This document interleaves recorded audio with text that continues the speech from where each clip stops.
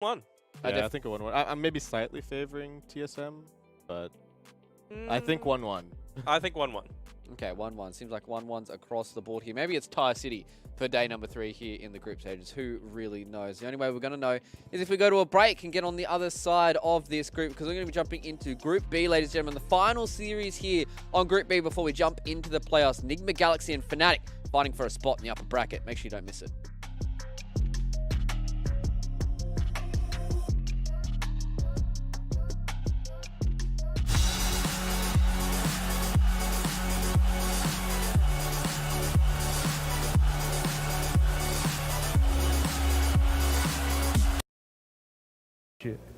I think the new patch is very interesting. Okay. Especially there's a lot of new heroes, and it's especially Centaur's card. He's very excited about that. Yep. Okay, so why aren't you picking it then? Where is the cart? Why are you guys not doing it? You're beating everyone. Pick it. 那你们为什么没有选人马？因为兰姆说那个车看起来太破了，觉得很垃圾。Because I think his coach says that the card is trash. Okay, well, agree to disagree. No problem there. So let's talk a little bit about that last game. You guys, putting out that fire from the fire alarm, taking out that Bat Rider. Were you worried at all in that one? The lanes were a little... 刚刚最后一场的时候，就有火箭警报有响嘛？你们觉得怎样？你们有紧张吗？还是强？就有点想从这里跑掉吧，因为我们在那里等了5分钟，还不知道发生了什么，就感觉很危险嘛。You think that the fire alarm, when the fire alarm rang, you think their team was pretty worried and they just want to get off the booth? Yeah, of course they were waiting for 5 minutes and nothing was happening. But yeah. But, well, you survived, so congratulations. Thank you. All right, I got a rare opportunity to talk to you guys. So are there any new memes about the new patch from China? We're always hungry for your hottest memes going on right now. Anything? 就中国那里的玩家，就对于这新的版本有什么梗吗？还是有觉得比较好笑的地方？就是那个人马拉车可以把那个什么奶棒什么炸弹人，然后拉那个谜团嘛，不是可以大的时候把谜团拉走，就感觉很搞笑。So it's mainly about the memes are mainly surrounding Centaur's card and what the card can do. All right. Yeah. Well, you have 2 communities that want you to pick that cart. So enough of this. Get it done. Pick the Centaur, okay? Promise me right now. Okay, all right, fine. You don't have to do it. All right. Thank you very much, sir. Great interview. I appreciate you. And we'll throw it back to you. You better do it, though. Yeah, that's right. 2 communities. It's Slacks and the Anti-Slacks Coalition equally going head-to-head. The rest of the community, I don't know. It seems like they're just enjoying the Twitter clips and the Reddit clips and maybe not so much in competitive Dota. We'll see what the potential is. But thank you very much to XXS and Slacks for that interview. And they should be feeling very, very encouraged because now we have fully resolved Group A and know where everyone is going to be residing. We have eliminated our unfortunately bottom 2 teams. Talon and Alliance are not going to be able to move forward into the arena days, and our upper bracket teams are now confirmed to be Aster and Team Secret, and lower bracket will be populated with Entity and Thunder Awaken. So it's like we mentioned, FV, a bit of a shame that one of the Southeast Asians representatives is eliminated already, and same with Alliance hoping to get practice for the Western European quals, but Aster and Secret now topping the charts.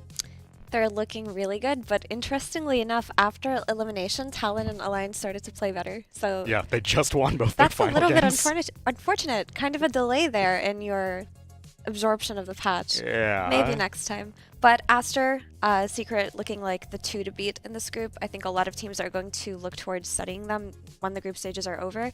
And I'm really curious to see how they approach the patch moving forward, especially Secret. They seem more keen to play the more brawly lineups.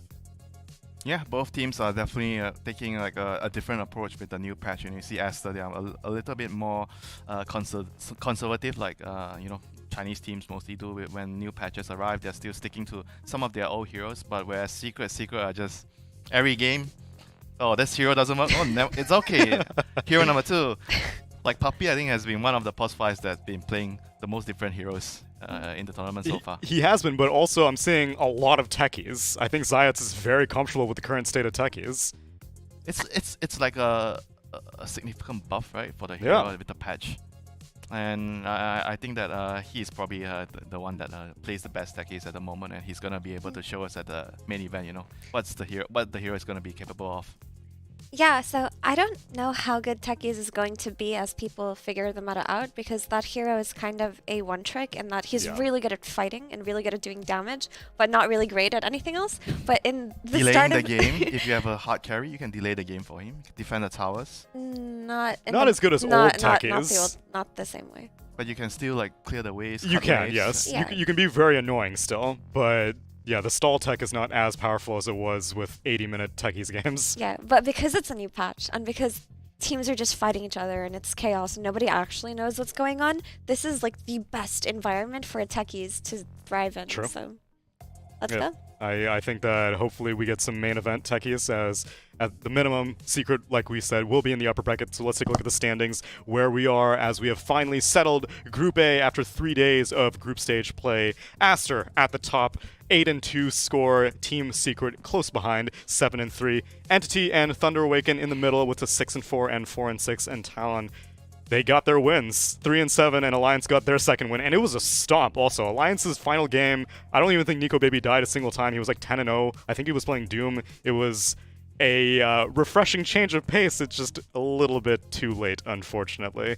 But it is going to be these teams that you will be seeing in Genting come tomorrow when we go to the main event. And Group B is what we will be looking forward to now after we have completed this Group A group stage. OG still top at 7-1. They are confirmed already to be upper bracket because we need to resolve all these ties. Nigma Galaxy, TSM, FTX, and Fnatic all in the middle of the pack with a 4-4 score. And Liquid versus Boom. They need to figure out who might be eliminated and who can make it forward, and they're going to do it against each other because that is going to be our next series on, is it this stream that we're doing? Liquid Boom? No, that's stream B. Well, let's take a look at the schedule on what's going on because we still have 3 concurrent streams going on. Here we had Entity versus Aster, you saw that, and it's OG versus Boom. That's right. Yeah, so for Boom to have a chance, for all the Boom fans in the chat, basically they need to 2-0 OG, and then Fnatic and TSM need to lose 2 games. So that there can be a 3-way tiebreaker where they play 1v1s for the chance. I think they still use head-to-head before they go to 1v1s. No 1v1s? Well, there will be a 3-way tiebreaker. If all of these conditions are met, then Boom has a chance. Yeah, start inhaling on that copium so we can have as many Southeast Asian teams in the Southeast Asian land as possible. And yes, on C-Stream it will be Thunder Awaken versus Alliance. That was the 1-1 split, and it's Liquid against TSM FTX, that's right. And so I guess also for Boom to make, or either of them, because Liquid and Boom are in the same spot, so whichever team has them getting the 2-0 and everyone else getting 0-2'd will have a chance to make it into the tournament. Otherwise, they will be eliminated. Tough break. Very tough. Very sad. Yeah, very sad. But you know, at the end of the day, you do your best and just have fun. Have fun. It's not DPC. You know, a lot of these teams already qualified to TI anyway, so they're really just having fun with it. But yeah, we will be jumping to Group B in just a moment, so stick around, and we'll be right back.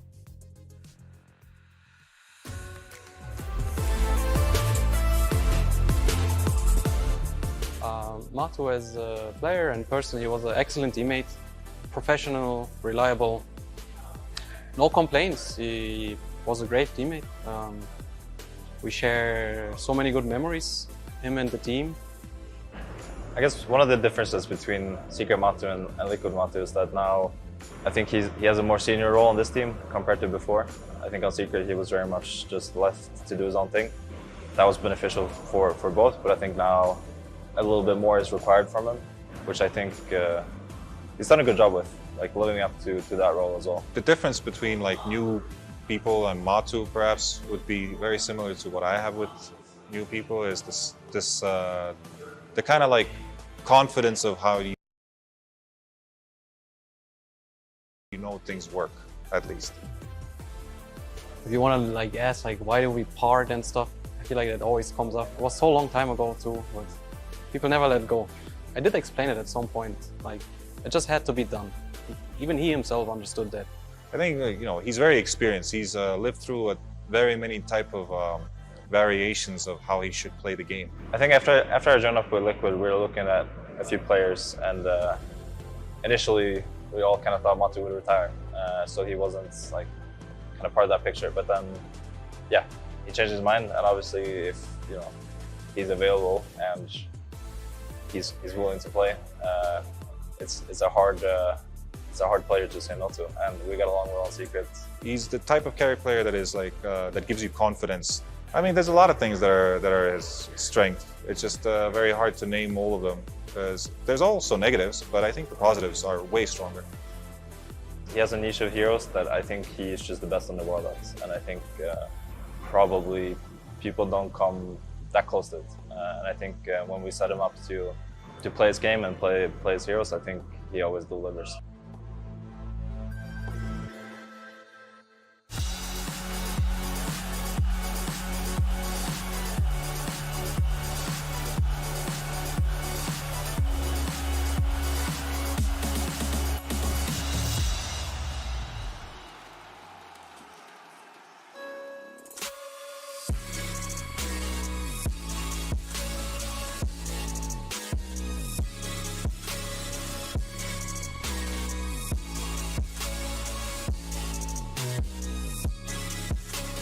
You love it, you wear it. What's your style? Get your merch at shop.eslgaming.com.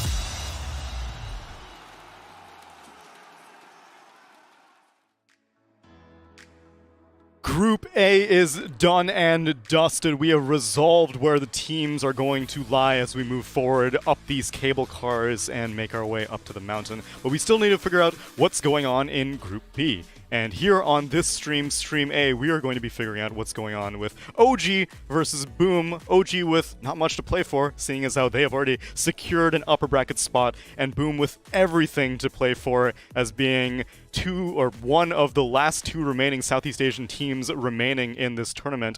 And to give us more insight, we brought another Southeast Asian panelist, Mike Ross, Ninja Boogie. Hello. It's been a long time, my friend. Yeah, like what 2000. was it? Yeah, the qualifier long ago. 18, Yes. 17. This can't remember it anymore. I know, it was pre-COVID. I was much bigger. You were, actually. You've gotten in very good shape a lot, actually. I know you haven't been able to show it off on the other panels because everyone is towering over them, but here we are all have more similar roots, and so, yeah, you're looking svelte, my friend.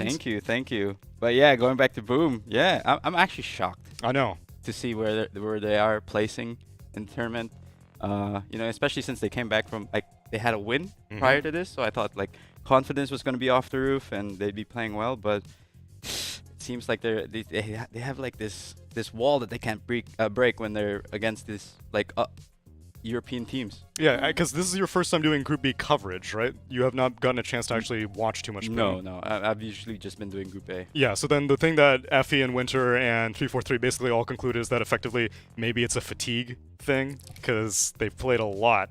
I don't necessarily know if it's a fatigue thing, because normally a lot of teams are momentum based, right? If they're coming off of wins or a good showing, like in Arlington, they did really well. They went all the way to the upper bracket initially after groups, correct? So I think that maybe in their case, I feel like perhaps there's an issue with a sense of identity, right? Every time they win a tournament, they're feeling good about themselves and their picks, but then they just do something different the next time. I don't feel like they've really stuck to their guns a lot recently.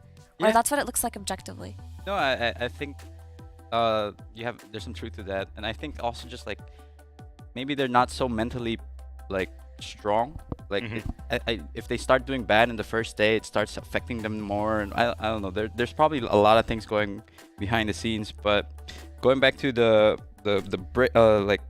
consistency part, like back when I was competing and playing a lot of tournaments, it was actually the breaks that killed our momentum. Really? So yeah, like we would try to like play as much as we can, and then we start having like this good streak, but then when we have like a 2 to 4 week break, it just kills everything, and it's like we have to do a whole reset.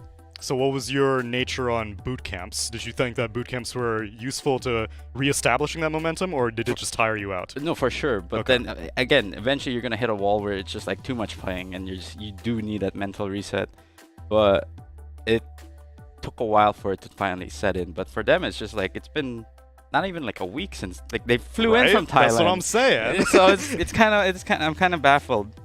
Yeah, and it was a 5-game series against Polaris, so it was not just a free win, but still, it should be encouraging. So I really don't know, because this team confuses me. Sometimes we've talked about it initially, right? Because when they look like they've hit their stride, they honestly look world-class, like they could compete with anybody. But then on their bad days, it looks like they're lost and confused, and that sense of identity, that strength that they found in that tournament in Dubai earlier this year, where they just looked innovative and fresh and talented, it seems like that version of them just shrivels away sometimes, and then you get glimpses of it and it reemerges, and then you think to yourself, yes, here they are, and then the next day it's where is it, where are you? That has been such a sensation that I've had with many a Southeast Asian roster, even your rosters, Mike. I have felt that many times. That's what makes it spicy, you know? Oh yeah, that's what makes it spicy from my end. How about your end though? I'm sure after these post DAC Mineski wins, I was like, this is it, this is Southeast Asia's time.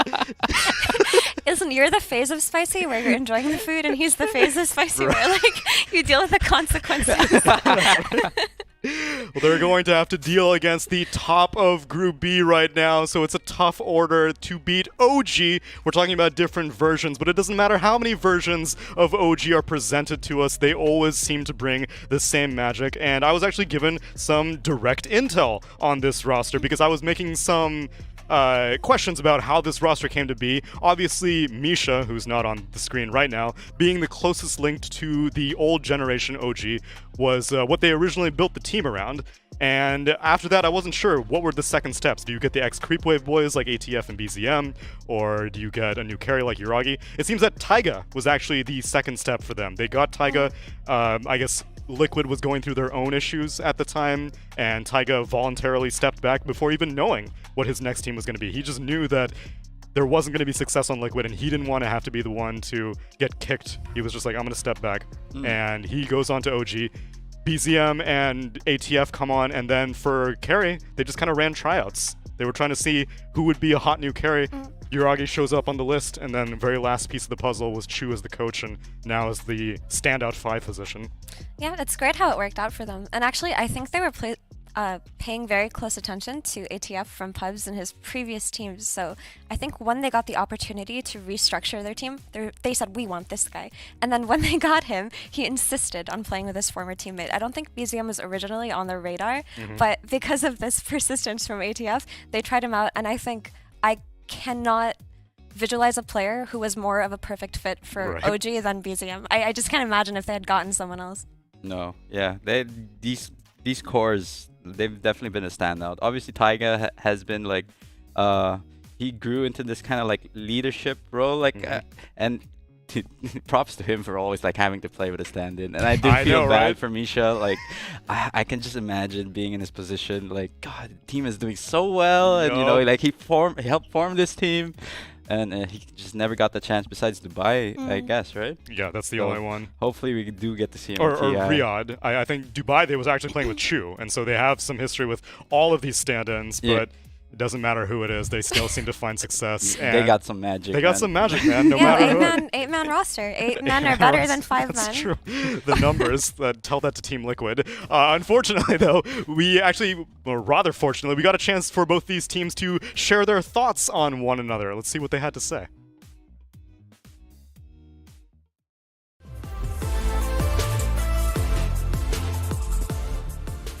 Matu as a player and person, he was an excellent teammate, professional, reliable, no complaints. He was a great teammate. We share so many good memories, him and the team. I guess one of the differences between in Stockholm, we lost to OG that time. That time I think we play really bad. Everything is bad because I think we didn't adjust the time zone also. Yeah, and everything there is hard to say, is really bad for us. They've found him at the side. FBZ, he'll turn, he'll get the arena off, he'll try and run, but the damage is done by Yuragi. Yopaj coming in with the BKB, jumps forward to look towards Tiger. Jackie will pull him back, get the kill done, but now the Gale Force burn them back. The Dream Coil is caught, the 3 of them. BZM traps them and allows Amar to swing across, cut them down with the chakram, 4 dead. So this time, I think we are ready to play against them also. We want to rematch with them here. And for the melee, Rax falls. Jackie trying to slow them down. FBZ jumps in, they get the spear back on a BZM. They go look to burst through the air, but they've taken him out. BZM's gone. Cookie fought by Mar, reacts in time with the BKB. They've hexed the Monkey King. Jackie's in trouble. They can't get him out. This Jackie's out of the game for 100. The Kisses from Stem as Boom. They'll attempt to push him back with the full, but another spear back. Again, FBZ, huge catch onto a core of OG as he catches Amar. I think OG is OG, not really different. Even save in or just the original mess up, I think it's the same. The play style, I think, still the same. The OG, they stronger than us because they team fight, their gameplay, I think, is really smooth, kinda play fast, and they have like Emma, like confidence, hero. And us, we still need to improve a lot. I'm not sure it's not or not, but let's see. We're looking forward to rematch.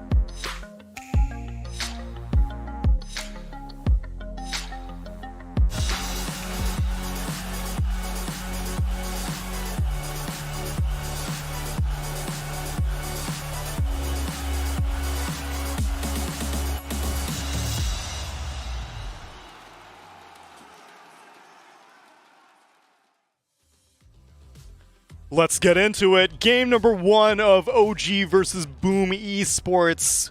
And as if you don't know the stakes, let me explain it to you again. Boom, looking to get a 2-0 in this series, hopefully. And if that happens, then they also need some 0-2s to happen. They need Enigma Galaxy to get 2-0'd by Fnatic, and they need TSM to get a 2-0 against Liquid. I believe those are the stakes. We have slightly changed wardrobe because we're getting into the spirit of a Southeast Asian LAN, and we are trying to get as much of a humid environment. Can we get a close-up on Ninja Boogie? Oh, you dried yourself off, actually. You told me to, so, you know. I was just listening to you. But yeah, you never want to be in that kind of position. You never want to be in that position. Especially this heat. Especially this. You don't want to be in the heat. You don't want to be in the fire. You want to make sure that you're comfortable in the upper bracket and not having to face elimination and not having to depend on other teams losing. As we take a look at our Predator head-to-head of the middle laners, Japoi, my idol, versus BZM. Again, these are averages throughout the course of this tournament so far. And yeah, I think I'm curious, actually, Ninja Boogie. We've spoken to Adam and we've spoken to Winter, but we haven't had you on our panel yet. How do you feel the mid lane is going to evolve in 7.32 with Small Camp getting removed, Flag Bearer, all these slower games because of glyphs? What's your read on the whole situation? Well, you'll definitely be seeing, I guess, a lot less spirits because they do, like, they love that small camp, and they like, for example, Storm and whatnot. Eventually, when they reach level 5, they'll just like abandon mid lane and then just jungle up and whatnot. Yep. So yeah, and I guess that's also one reason why we see Yopaj playing Zeus. Yes, we did see that. So we're seeing 7. So it's saying 8 total games, 7 unique heroes. The only hero that Yopaj has duplicated was Zeus. Yeah. So it's kind of weird seeing him play that hero because prior to this he was mostly like all these spirits, Kunkas and whatnot, and now they're kind of like forcing this Zeus on him, which I mean, I'm sure he can play it very well, but you know, it was never really like his shining hero. Yeah. Right. So that begs the question. Winter isn't here, but he was talking to me about a problem that he encountered often in the teams that he's seen or the teams that he's played in, is where a team is particularly good at one thing, but then they mess up something in their playstyle. So they try to fix it. But by fixing it, they forget everything that they were good at too, and they're just kind of building something new for themselves. And he thinks that Boom has been repeating that process over and over again. So I'm not sure how accurate or how much of a blanket statement that is, but it's definitely something that I found interesting from a perspective of somebody who watches these teams so closely. Yeah, no, for sure. They fall into that kind of trap where they try to innovate, but while they're innovating, they, I guess, lose their identity, and now they're kind of like scrambling.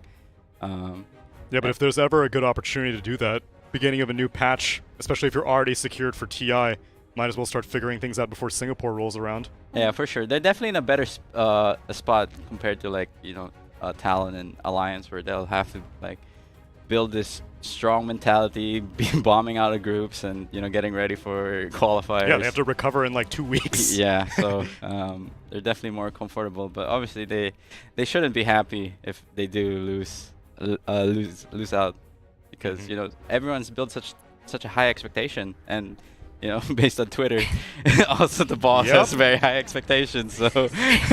Oh wait, no. Okay, so you're talking about Nat Shuba? Yeah. Okay, I missed out on this. What has he been doing?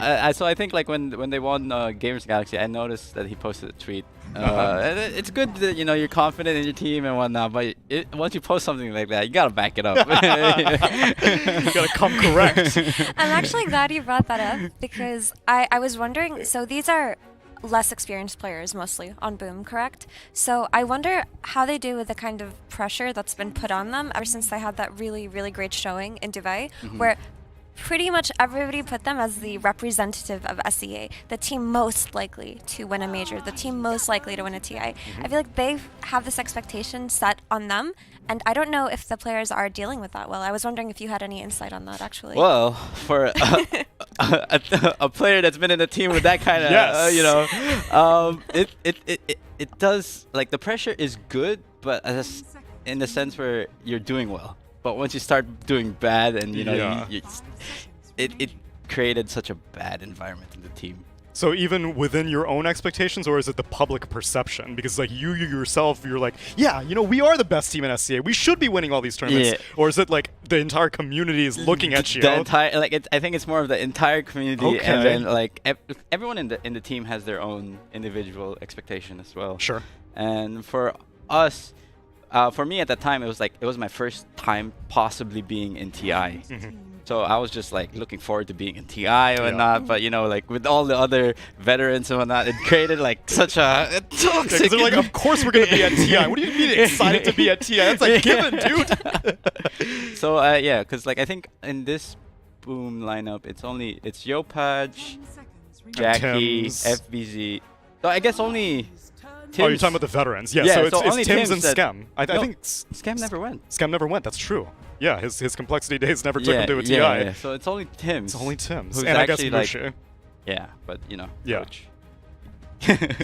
Yeah, so yeah, he's the only veteran, and everyone else. And to be fair, most of them, like FBZ, has been so excited about all of his miles. His first major was Stockholm Major. Yeah. He was thrilled for that. He's been competing for like 5 years, and then yeah, all the other players. Jackie, the first Lao to be competing at TI. That's spicy. Yeah, it's a lot of firsts for Boom, and I can see that the expectations, especially that man that we see sitting on the right now, being the only competing Malaysian technically in this tournament. So definitely looking forward as we get into the draft, as we have been conveniently ignoring that, but it's because, well, it seems mostly the same, except maybe a different Clockwork. Batrider and Clockwork picked up for Boom, and Enchantress and Faceless Void for OG. Did you notice who is like first pick? So I think OG is second pick. Okay. Yeah. So first pick Bat, Enchantress.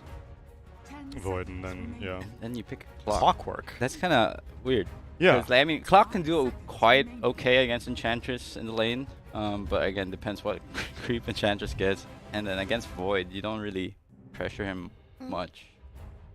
I feel like more so it's a testament to the kind of Dota that they want to play this game with their Batrider, right? You've got this ultra aggression coming out of your support and Clock, someone who can rotate to help Batrider like play on these runes, potentially play aggressively, and maybe take advantage of something like Faceless Void's cooldowns, right?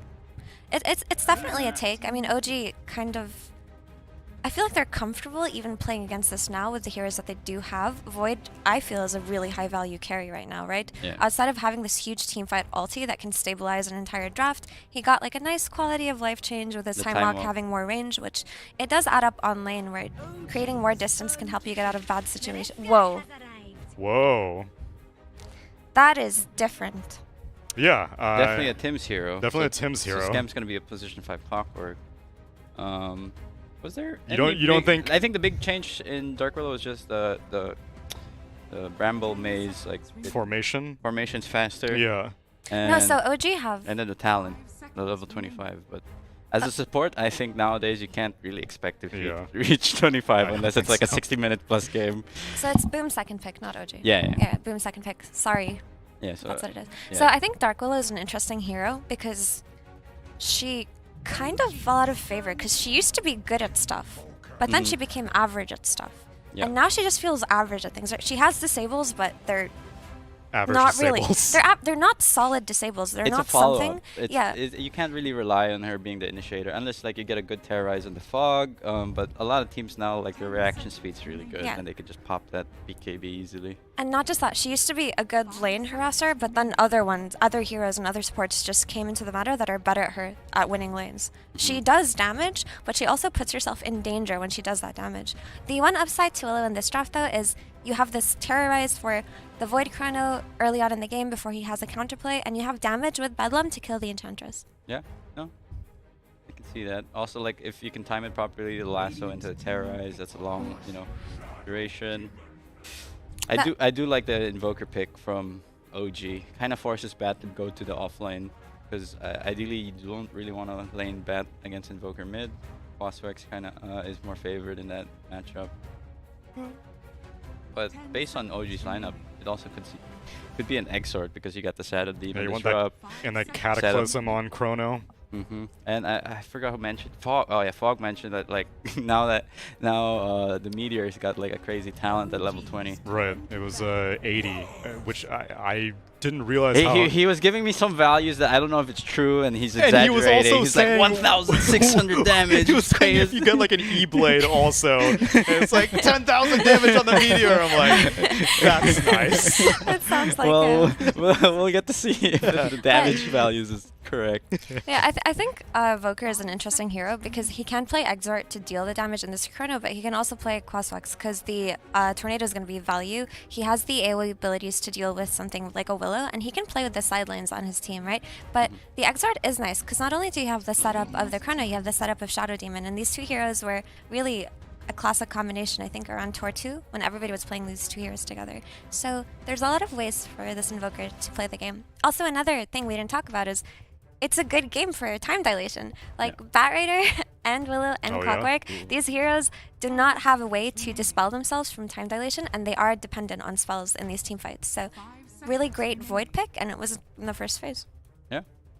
So I'm assuming Mars is going to be in the off lane, because I just don't like Batrider. Come on, it's Dark FBZ. Yeah. Surely it's FBZ, Mars. But it's just like Dark Willow Batrider just seems so bad. And and I think Boom has potentially has the last pick, so I think Wraith King would be. Is it Jackie loves that hero, and it's pretty good in dealing with Faceless Sword. Yeah. Ricky. That's an interesting ban. He did get a buff where he farms faster in the neutral. The Cloak and Dagger does like ×2 damage to creeps. Yeah. But he also just doesn't hit neutral creeps, right? That's Ricky's problem, because if you blink strike a neutral creep, it just starts to turn around and hit you. So you're just trying to hit it from the back, but you can't. I always think that's been Ricky Carey's biggest problem. Yeah. He can hit lane creeps, but not neutral creeps. Yeah. It's true. Meanwhile, Boom are taking out what appears to be Amar heroes, which is rare from him to be saved this late. And yeah, normally his first pick, right? And he hasn't even been banned out that much. Like, his Razor's still in the pool. If it's still good, I feel like Razor fell off. Timbersaw, Viper. He has a lot of options. Like, I still think Razor's still viable. It's just you're forced to do that, level up the static links just because of the disparity in the levels. And they take out the Huskar that OG played so well yesterday too. Yeah, he's the only one that really runs that in the off lane and with success. Extremely well in the offlane, yeah. In my pubs, I see plenty of offlane Huskar. They eventually just go jungle, right? Yeah. Sand King. It's back. Huh. I thought that was just a situational anti-Broodmother reason that he picked it, but... And also, I think he picked it once against TA. Oh, that's right, yes. Oh, no, I think that may have been the same game. I think Sand King was on double duty. It was played once versus the Broodmother. It was the last pick, but it looked really good. And I think that Sand King is a hero that might re-emerge from the shadows, so to speak, because we talked about this game slowing down. We talked about how this tri-core lineup on each lane may not be as viable as before, whereas like these more utility/damage-oriented offlaners that can do more for their team without blink timing might be more popular, right? The slower the games are, the more that you can kind of wait to capitalize on teams instead of worry that all your buildings are going to die. So Sand King, I think, fits the bill nicely. He's still going to maybe encounter issues if Batrider has that early snowball, but I see it doing well versus Willow. I see it doing well versus Mars. The Clockwork could also pose a problem for it, right? Like, scout it out with Flare, maybe stop the Blink Dagger, maybe go on it first and it can't counter-initiate or cast its spells. Yeah, once this Invoker gets Aghanims, they have a crazy team fight. Yeah, which is why I start off with Epi, you know. I like the idea of a Wraith King. I think it seems very bursty, but... It's just a rough lane. I think against Sand King, it's I think overall the best pick here. Maybe even a Medusa, but Medusa CK. Okay, that's a bit... I don't even think that's a great pick here, to be honest. Because he's going to be pairing with a Clockwork. Like, I mean, sure, there's some kill potential there, but I don't know. I don't think CK is going to be that happy. I'd overall pick Wraith King. So they had overall last pick, and they kind of chose to counter-pick themselves, because I think Sand King does fine, especially when he gets the AoE Sandstorm Blind thing. That does really well against any illusion-type hero. But also, Invoker naturally excels at playing versus AoE-type illusion-type heroes in the sense that he's got like AoE spells, right? He's got the Meteor, the EMP, the Blast, the Tornado. Unless they're getting the jump, on OG, I feel like OG have solutions to their draft, and it's very strange because Boom had second pick, right? So yeah, you shouldn't really be in a situation where the other team who had first pick has solutions to your draft. Yeah. A bit weird for me. Yeah, that's fine. That's fine. Hopefully they win, because I do want to see Boom and you know up and not be eliminated. Yes. I want to see my boy Mushi. Yeah. It's been a while. I agree. I do want to see them win. I don't like their draft though. I think that OG has the better one this game. I think that they do have hope if the Spat Rider snowballs and this clock does a lot in the early game and they just kind of build up the pressure. But I feel like even if you play like super high tempo, if you're Boom and you make a couple of mistakes, you just lose the game. Yeah, margin of error is very small. All right, well, maybe they have something up their sleeve that we're not quite privy to quite yet. Only one way to find out, and that's in the game number 1 with OD Pixel and Fogged. Thank you very much, Tsunami. Yes, ladies and gentlemen, we're getting ready for the first game here between Boom and OG. And we just heard here from the draft, Fogged. All in all, very exciting stuff to see. Some great team fight coming out from both sides. But an interesting final pick from Boom that I feel like we're just going to have to see how it plays out, because they must have an idea that sort of on the face of it, you can't really see what they're going for with the CK. No, especially because like traditionally, especially when CK was popular, Invoker was the counter pick. Like, literally, when we were watching, Stockholm, I believe it was, CK was in every single game that we were starting to see the rise of Underlord. And then Invoker started coming back because all of his spell kit is just amazing versus the Phantasm. Yeah. There's also a Sand King. There's also Shadow Demon, which excels at being able to save these targets versus, I think, also creating illusions of CK is nice. And Enchanters can steal Phantasm. So, yeah, I'm with the panel. This last pick for me is looking a bit difficult, but looking at the rest of Boom's draft, I do think, like, Yopaj especially, he could be the... Yeah, he could be the key. Like, he could be the one that just kind of snowballs. If he has a good lane matchup, then he can move around and do a lot of things, but also has to watch out, too, because there is save functions, there's time dilation, so things to trip him up as well. We'll see how it plays out. I'm just not really a fan of the CK pick, and I'm hoping to see something that I didn't expect. No, I mean, we should definitely see something. You know, being their final pick, you know, Boom clearly having an idea or feeling that there's some sort of strength they're going to be able to use here with Jackie on the CK this game that OG won't be able to deal with. I mean, their lineup is still, overall, they have lots of disables, right? They have lots of ways to take team fights. I mean, just this last pick for me is a bit scary. And then also, talking about some other things, the way OG drafted set up, they see Clockwork, they see some of these heroes that can have a bit of difficult time to, like, set up sometimes. Sure, you have your hookshot and stuff like that, but they picked heroes that can get out of these cogs, right? Void, Sand King, versus both the Mars and the Clockwork, they're going to have ways to at least disengage. So let's see how this ends up going. See how these lanes go. Let's see how Tims and FBZ are able to do. This is a pretty strong lane. The Willow and the Mars, traditional combo that we've seen, of course, later on in the game. We'll see the Terrorize plus the Wall combo that can be really cool. And what about this mid matchup nowadays here? Invoker versus the Bat. I mean, Invoker was one of those sort of answers in a way because you can offset some of that harassment, but Bat got buffed. So, I mean, we'll see how it all plays out. I think BZM has played this one a lot. He should be pretty okay, but just have to be susceptible. You have to be just careful of being dove, getting too stacked up. But all these players have gotten so much better at it. So I think BZM will do just fine. And then, of course, down on the bottom. I mean, one of the strengths of CK definitely being that you got to have that sustain in the lane, right? The lane shouldn't be too bad. No. In terms of the matchup, can the Sand King and the Shadow Demon mess with Jackie a lot in the early game, or should he be totally fine? I think they can, actually, especially once they start getting some levels. The fact that they're double melee is a really big concern for me versus these two. And I'm hoping to see like what Chu's going to do. We've been seeing a little bit of the new ability, of course, the Disseminate. I don't think you really can skill it early on still. You probably still want to be going for Shadow Poison, but I could see some fun stuff as, mid. Really trading with each other. Yeah, they're both sitting incredibly low here. Very far available on Yopaj. Few stick charges available on BZM. BZM has this nice double wave. This is something that you used to do in the past versus Batrider when you were this type of matchup that couldn't shove the wave out. You'd want to double wave onto him and try to pressure him under tower a little bit. So nicely done from BZM. And yeah, this is why I feel Clockwork down here is just never going to get anything done. Not only can Sand King disengage from getting cogged inside, but also they can just disrupt the target that gets gone on, and Battery Assault is going to get absorbed. So far, though, Jackie, farming fine. But as the levels build up, I think it's going to become a lot more difficult. We're seeing CS on the top lane, Uragi for 2, FBZ also, of course, free farming here, 2 of them. I mean, no struggles. every time they try to make an aggressive move, that disruption just comes out and stops all aggression. Top, BZM versus Yopaj. Rune will be taken. And in terms of who's the greatest threat of dying in these lanes, I mean, who do you feel will be living on the edge here?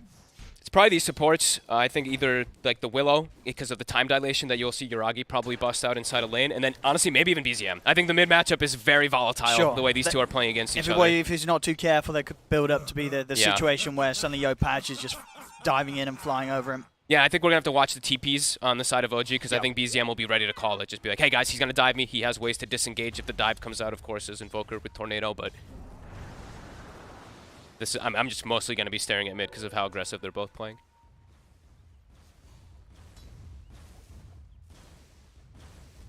Yeah, Yuragi being able to free farm up here is pretty huge. And speaking more about the Void, I think that's the reason they picked the Willow. You know, the Brambles, all that can be very annoying versus some of these elusive heroes. But you have ways to play around Willow too as Void. You can actually time walk during the Cursed Crown explosion and stuff like that, so you can disengage the stun. So there's a few different things that we could see Yuragi do to dodge at least some of these spells.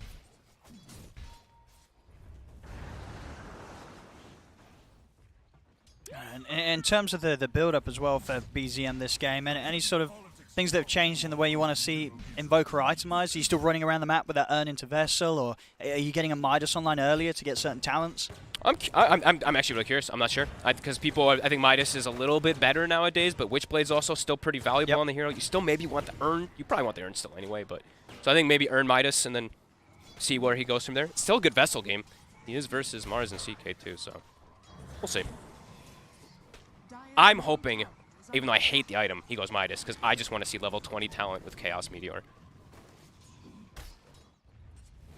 Probably won't ever see that, but 80%. It's got to be a thing on. And that's without the base case Chaos Meteor being nerfed, right? Its base numbers didn't get changed this patch? Did not. To sort of compensate for how big of a boost that talent is to the damage? No, I just think it's really cool. Like these talent changes, it's something new for Invoker. The 10 talents as well. The Tornado talent cooldown as well as EMP. If you look, it's actually 750 mana burn when you get Ags with max Wex. Like that's insane, right? I mean, I imagine that's the one you're taking, right? The EMP. I'm not sure either, because Okay. the cooldown is really nice too. So it's in the eyes of the beholder how he feels like which one he needs. Top lane, Tiger has got the heals.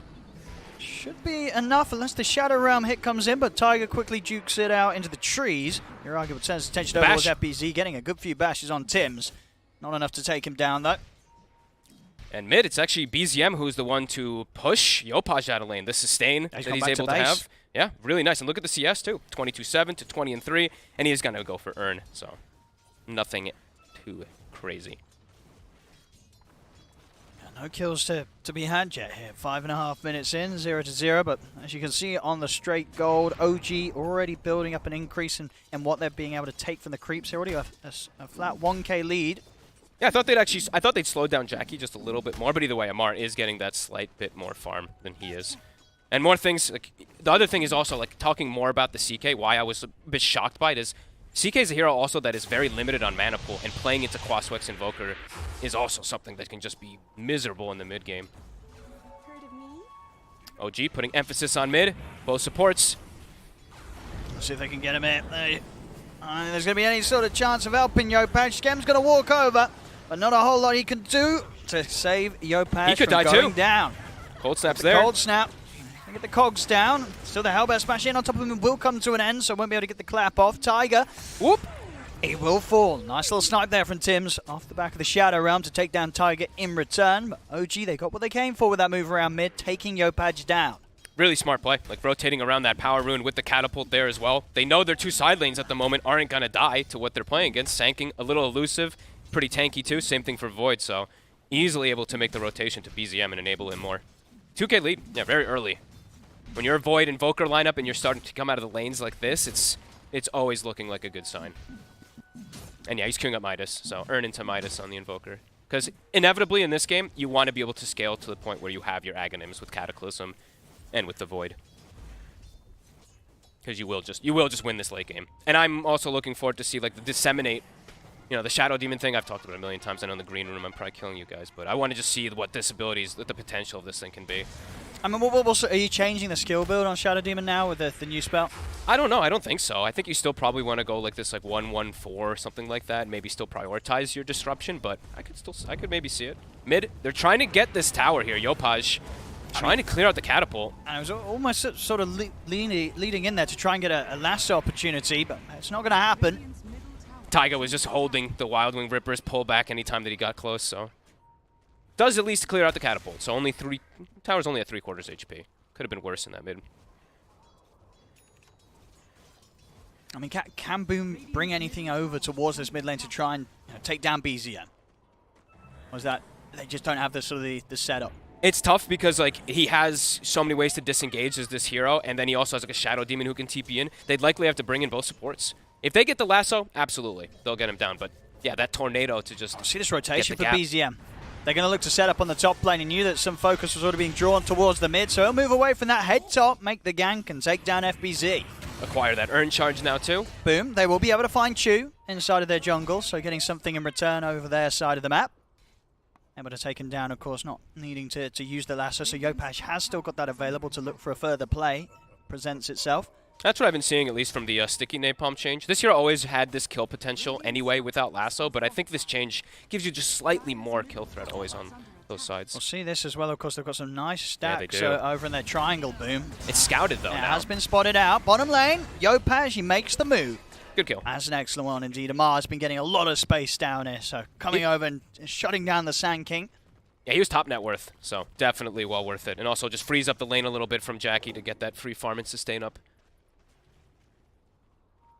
And I guess sort of on the plus side for Boom, outside of the Sand King on OG, there isn't really sort of a set of heroes that can come over to this triangle and clear through these camps quickly, right? No. Boom should be able to easily hold this area safe. They could bring the squad, though. That's right. They could bring like the Chrono, the Invoker, and the Sand King. They could just bring everybody if they do look to fully contest over there, because they do have a really strong team fight on OG early game. Right now it looks like Taiga's just stealing some of the farm at least. Just being really obnoxious as this Eng. And he did get the Dark Troll Summoner, so now it's time for mid tower. He's going to look to put more emphasis on it. Catapult, the next one will be in 15 seconds, but Amar? So they're going to make another attempt for him. They've got the sentry down. They catch him in the combo. He's stuck in the cogs. Burrow strikes back up, though. Gets him out to the side. Chu trying to buy some protection for him here with the disruption, and it is enough. He's able to walk away. Jackie not having any further control to continue to commit for the kill. Taiga, he saw the opportunity. The tower's gone. All you need is just a couple seconds with that double summon of the skeletons. Well played by Taiga. And Chu, nice disruption. Bottom actually disengaged the stun, the Curse Crown. Ends up saving the Sand King. BZM has come over to look to make a bit of a play himself onto Tim's. He's got Crown another will urn. kick in, but Tim's goes down. With that, BZM pushing himself very close to having the money for the Midas. Just a few hundred gold and it will be there. And ooh, look, more stacks. They keep scouting all these stacks that Boom was setting up. Oh, look at this. Big impact play. Yeah, taking away that creep. And I mean, we It's saw huge. that what happened after that. That tower Absolutely. didn't last a second. And now look at this. Level 6 already on Taiga too. So I tell you what, yeah, Chewy's taking the stack away with the poison. Yep, it's only level 2 poisons, so a bit weaker. But now they're rotating even the Sand King over, and yeah, they've taken away all these stacks. And this was at least a triple stack, I think, that Boom had. So a juicy bit of cash and XP for OG to take away from Boom. And BZM, that's nearly the Midas done. Amar on his way pretty close, like 700-ish toward Blink Daggers. All 3 cores with that late game scaling lineup coming out very well after this laning phase. Let's see what sort of catch Boom can find here. As they have Scams smoked up with Tim's, hook shots at the ready. See who they can set up upon. They're heading towards Yuragi, but Yuragi's playing very careful. They did scan this area as well. They knew that there was going to be some sort of movement coming from the triangle, and indeed OG, they just leave that top lane completely. They're one step ahead right now. Even though it's 3-3, just the overall macro movement of the map. And now Yopaj shows his face mid, completely oomed from that Tornado EMP combo. And yeah, Midas coming out. Another Dark Troll Summoner found. Taiga finds one bottom, so likely that they're just going to straight push bottom tower. Top, Boom will be able to get the trade, and let's see if they look to react bottom. I think it's still maybe a bit scary versus the Sand King, but let's say Yopaj, it looks like they are pinging it out. I've got TPs on a couple of them. They'd have, I mean, they don't have anyone set up yet, so they have just mass TP if they do want to do it, and it doesn't look like they want to. It's dropping gone too quickly. So trade on the side lanes. Tier 1 up top. Scam. Tier 1 down bottom. Finding BZM for a second, but might just get turned on himself. On the look for it. He has got backup Scam. So indeed, OG, they can't poke too far here. Scam's fine. He has Yopaj by his side. Looks like Chu, maybe he's like one of them made the executive call because Chu held this demonic purge. But over in the jungle, you see Jackie. Okay, he's also going to be okay. Okay. So in time, he was sort of left alone there, able to run away with the pick pop. They were a bit reluctant. They don't see anything except for the Mars down bottom, so I think they were maybe expecting more heroes to be backed up behind that CK. See what Yopaj can get him. They're looking for the fight, but Amar is teasing with the idea of going for the epicenter. He's pretty alone. They have the arena. They'll certainly trap him here. Caught and left behind. Amar taken down. Boom, once again able to find the Sand King. He's got the blink, though, so he did finish that one. He purchased it before dying. But a good pickoff from Boom, slowing him down. Yeah. And not sort of overcommitting with the ults as well. They still have the lasso ready to make a move whilst the arena may be down. You know, obviously with that being the one ult that they did drop to get the kill.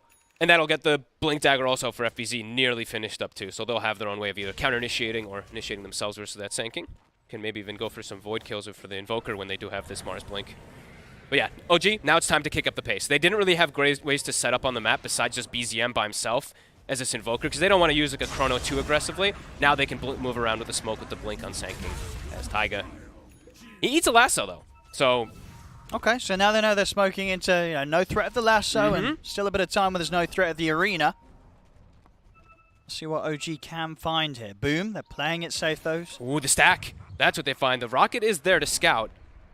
Do you just take this if you're OG, or you still try and look for a kill? It's a juicy one. I think you take it. They're going for it.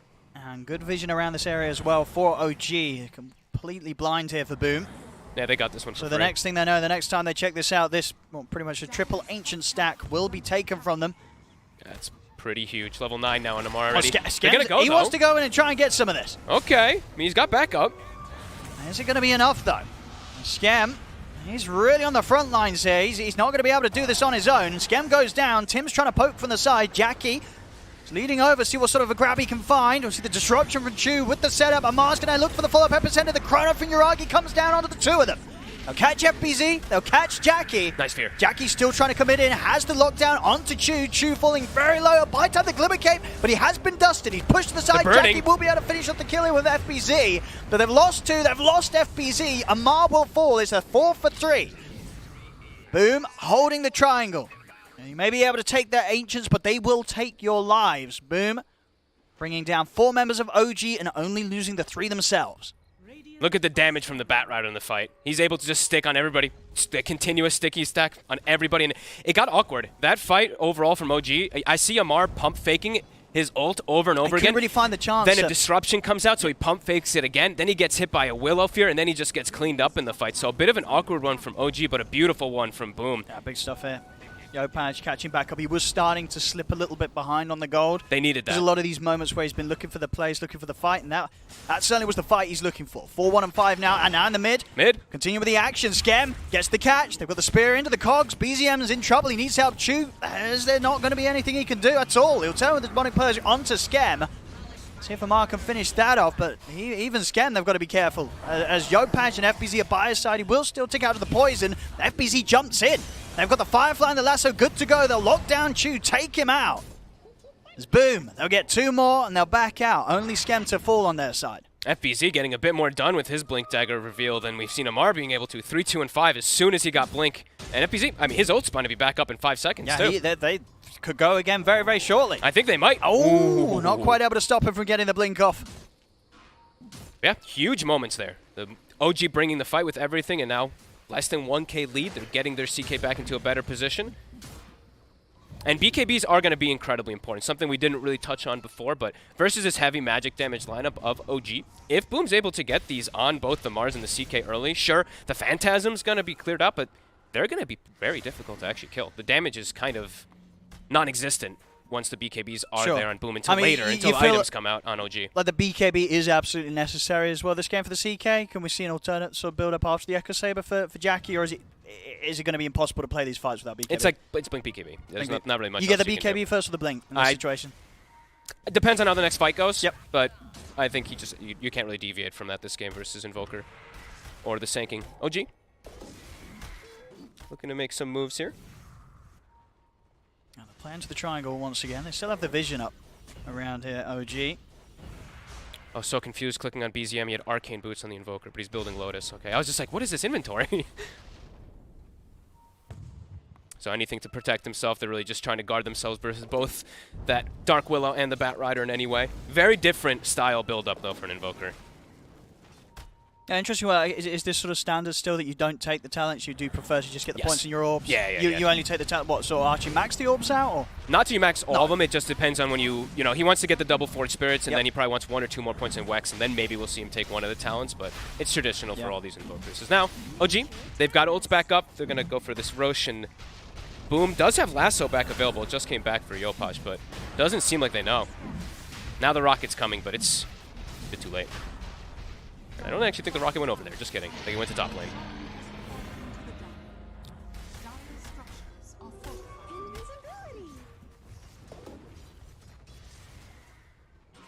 The Dagger of Restore. Nice item for Mars. Yeah, very nice. You pop that, you know, sacrifice that 100 HP, get the plus 40 damage, and smash Nice your God's rebuke. Rebuke. You're hitting everybody with that bonus damage. Definitely. I like... This item's interesting. Definitely on a lot of these heroes. See, OG found Jackie and FBZ here. Ma is going to start the fight off. FBZ is going to try and do his best to back Jackie up here. He'll come and drop the arena. Chu will fall. The fear catches BZM. Jackie still alive for now, but almost certainly will end up dying here, surrounded by the 4 of them. It's getting caught out a little bit there, Boom, from OG sweeping across back to their triangle from the Roshan pit. That's Jackie out of the game. Pre-BKBs, he's always just dead in that situation if he's caught there. Yeah, at the least for Boom, we did see sort of how everyone just backed off. They knew they that, knew. that was not a fight to be had. They just had to let Jackie go. Did use the Mars ult, so 50 seconds. OG. Could still look to get aggressive. Still with, of course, good time on the Aegis of Yuragi. You see Amar looking for that catch. We'll find the Burrow Strike. FBZ spears him back to the side. Scamhill hookshot straight over to BZM. Will control the Invoker for now. Now Yopaj with the BKB down. But they didn't catch anybody. Yuragi, he misses the chrono. They will manage to bring down Scam, but now Jackie's back in action and he's charging straight towards OG. OG, they've got to be careful how they continue to try this to make this fight happen. Tim's, he's already out with the Shadow Realm and the TP. But he got nobody. I think he was trying to get Yopaj, but Yopaj just that little bit too speedy up to the north, and the Chrono didn't catch him. It catches him there. He's getting that kill, maybe even a second one. Somehow, though, the Invoker does survive. Even though the Chrono ends up whipping, BZM gets saved, I believe, from Chu. So, all in all, I mean, it's definitely a big miss, of course, on the Chrono, but could have gone way worse for OG, of course. I think Boom's going to be very happy, though, because there's no Chrono. You got Arena back up. Now they can go. Absolutely. I mean, Bat 2 Rider's minutes, lasso. no Chrono. We'll see it again here. Yeah, I mean, where did he jump to? Did a tree like push him or something? You see him when coming he from the high ground. I think it just felt that he catch both Yopaj and Scam, but it wasn't to be. Quite a little bit off as well. You know, only kind of catching the cogs and not the heroes. As Yopaj, if he caught those heroes, Scam of course did die, but Yopaj in the Chrono would have been a dead bat. Absolutely. And they know, right? Like you said, Chronosphere on cooldown, smoked up. Lasso's still down for 30, but Jackie... they're going straight for Yuragi. They're on him. Back in action, they're in with a hook shot. They've got the chains done. He's gone the once.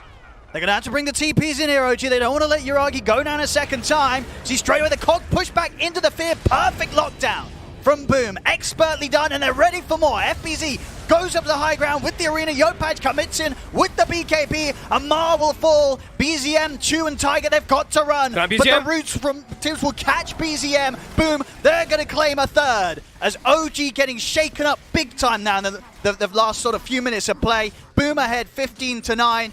That lead that OG was sort of holding out at the laning stage completely gone. And they've got to pull themselves back together, OG, because Boom, they're really hitting their stride. Especially Yopaj. Like we said, he's going to be the key to success if he's able to just dominate in these fights. 6-1-7 right now. He's got his BKB early, and he's just committing straight into these fights. They try to throw spells on him, but as we said, OG's draft, until they have more items, especially on Void, and no Chrono, these BKBs are going to be the trump card for Boom. They're going to always win those fights when they have them. Now, FBZ has his done. I believe Jackie, he actually has his done if he'd like to disassemble as well, too. So triple BKB timing. This could be difficult for OG now. They're crushing these last few moves. Boom, they're completely on the same page. Great coordination and say that move to quickly go for Yuragi. They obviously felt that he was safe in that position with the Aegis, and the fact that, with the outpost, TP backup could be there. but just not in time. They couldn't save him. And as we're seeing, the chain lockdown that Boom's heroes can offer when executed perfectly, it's a long, long time. They can lock down that void for 2 lifetimes easily. Absolutely. And always, I mean, they're layering their spells really nicely. Now it's like, it feels like there's no downtime, really, for Boom, right? Lasso's back up, Mars ult's back up, and these triple BKBs are ready. So for OG, the next few team fights are going to be pretty difficult. They're going to have to like try to either burst somebody immediately before BKB gets popped, or they're going to have to like dance around, or they need just a massive chrono. Yeah, they can't afford to whiff any more chronos. No. You know, one that's enough. The next, and you know, it's Yuragi. He's not going to miss another. A very rare thing to see. BZM next going for Boots of Travel and then BKB, so it's going to be a long time before we do see that Cataclysm on the horizon. Radiant's bottom tower is under attack.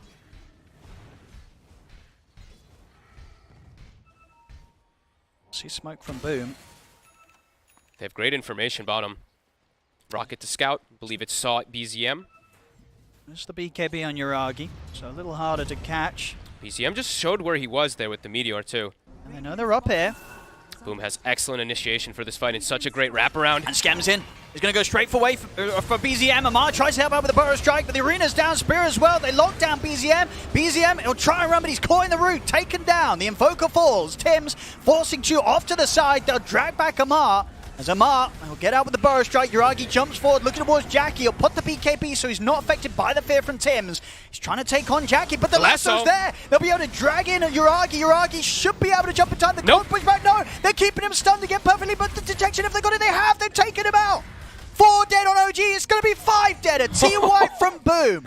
As once again, the complete outplay here as OG, they're just losing it a little bit this game. They're crumbling. Boom's just completely smashing them in these fights. I mean, just look at this. Look at the breakdown. They literally got like nothing off. It felt like almost on the side of OG. Look at the damage. Where is it? They couldn't. BZM, he gets addressed, gets chain stunned. They get on the next target. That's insane. Yeah, Yuragi's holding they did BKB. 6 times the damage that OG did in that team fight. Yeah, nobody could get anything off. The Invoker just keeps getting picked off first, and it's just. I mean, Boom's getting some beautiful wraparounds. Time and time again, it seems like they have this extra information. See here again in the fight. Everyone's all split up. Like, look at Yuragi. He's like, I don't know who to go for. Yopaj is just dancing around. He's trying to find an opportunity for Chrono, but they lost their Sanking. They lost their Invoker. So if he Chronos here, there's no damage that's going to be thrown into it. And we'll see, of course, having that lockdown through the BKB, making Yuragi's life that a little bit harder. But you see, he sort of got the invis off here, and then there was a sort of point where they stopped. Okay, Jackie was trying to deal with the illusion the Tiger had taken over instead. And of course, it all works out in the end. They get every single one of them. 20-9 now for Boom. OG's got to hit something. They got to do something while either BKBs are down or while Lasso's down, because these last few fights, it's just disaster for them. Yeah. Well, here we go. Smoke from OG. And they have the chrono. They cannot afford for this one to mess up. The smoke breaks. Scam. There's a lot of friends in the area for Boom. He's happy to tank this. If it's just Scam going down, Boom's going to be all right with this. In fact, is he even going to be able to buy some time from me? He won't. He does die. It's a fair bit of a commitment for Scam. I do get a bit of a catch over to the side. There's the chrono. Off. BKB was off in time, so whilst they'll have a good bit of punch with the physical, they might not have enough to take him out straight away. FBZ finally falls, but now the arena's out. Tiger's going to be trapped in there as well as BZM. The BKB for Yuragi will shortly come to an end. He has to jump off to the side, but the same for Jackie. His BKB's gone, and so is his life. OG, they'll find the cleanup this time round. Tim's also running out of options as OG will find the 4 of them. Finally able to get the setup. They catch the Mars. Sure, they don't kill him before he gets all his spells up, but either way, they're able to isolate. And then also the CK, his BKB runs out. They're able to control him afterwards. Good patience from Amar. Sitting on the sidelines, just constantly pump faking his epicenter, and that's the fight they needed now to also come back in. Yopaj unable to find a lasso opportunity. Back and forth game, 21-13. Still less than 1K for the side of Boom. See, Yopaj does have that lasso. He does. He's going to go for it. He sees Amar. And I think maybe with the fight sort of done and dusted and 3 heroes dead, Amar, he was not ready for a play like that, but Yopaj, he certainly was. Lasso was ready, and Amar certainly was not. They'll get the tier 2 tower mid, but they'll lose Amar. 7-1-12 on Yopaj now. Just having a spectacular game so far on this Batrider. Even though in the mid matchup, right, BZM did very good. They actually got the first kill on him. Ever since then, it's been a flawless execution, he's really. Really climbing up the ranks here in terms of the net worth he has, too. He was absolutely the bottom of the 6 cores for sort of the first 15 minutes of this game, but a huge recovery with the plays that he's making, Yopaj. And now, boom, since Chrono's down, they're looking to make their own aggressive move. So it's this ping-pong back and forth of both teams just playing around cooldowns constantly. That's the tower gone. Amar will be back in a few seconds. BZM has been spotted. Managed to push him back with a deafening blast, but Jackie's in with a blink. Nice a disrupt. defensive disruption from Chu, but the arena's down. Yuragi's going to be careful as well, but he's caught by the fear. Tims catches the two of them, spear into the arena wall. Yuragi's gone on top of BZM and Chu. Boom, they're back on track here with the fights that they were finding earlier, where once again, it looks like they're going to be able to take every single one of OG down, as Tiger, he won't be living long here as well. Oh, and you know what we call this one here? Save your buddy syndrome. They see BZM in the river. All his teammates are like, we got to help our Invoker. They run, but they absolutely get cleaned up. Boom. Easy fight for them, really. Absolutely. And then now straight into the Roshan, and OG's not going to be able to do anything about this one. This is going to be a free Rosh here for Boom. It's like the exact thing that they want, right? It's like, oh, OG's coming to fight us when they don't have Chronosphere and everything. Okay, cool. And they, of course, a little fortunate, of course, they get that fear, but a clutch one from Tims. Tims fear on Yuragi, gets him controlled. Was Yuragi's BKB on cooldown, or he was just sort of holding it? I didn't get to see. I think he was just holding it. I think he was not prepared for the fear to come in. Yeah. And now they get a Rosh, a really big one too, with that shard. Very, very nice hit for Jackie. He's tanky now too. He has, as we mentioned, he did disassemble to now go for that Mage Slayer, so he's also just tanky versus damage. Gets the Paladins. Dream. He's ready to get that heart next.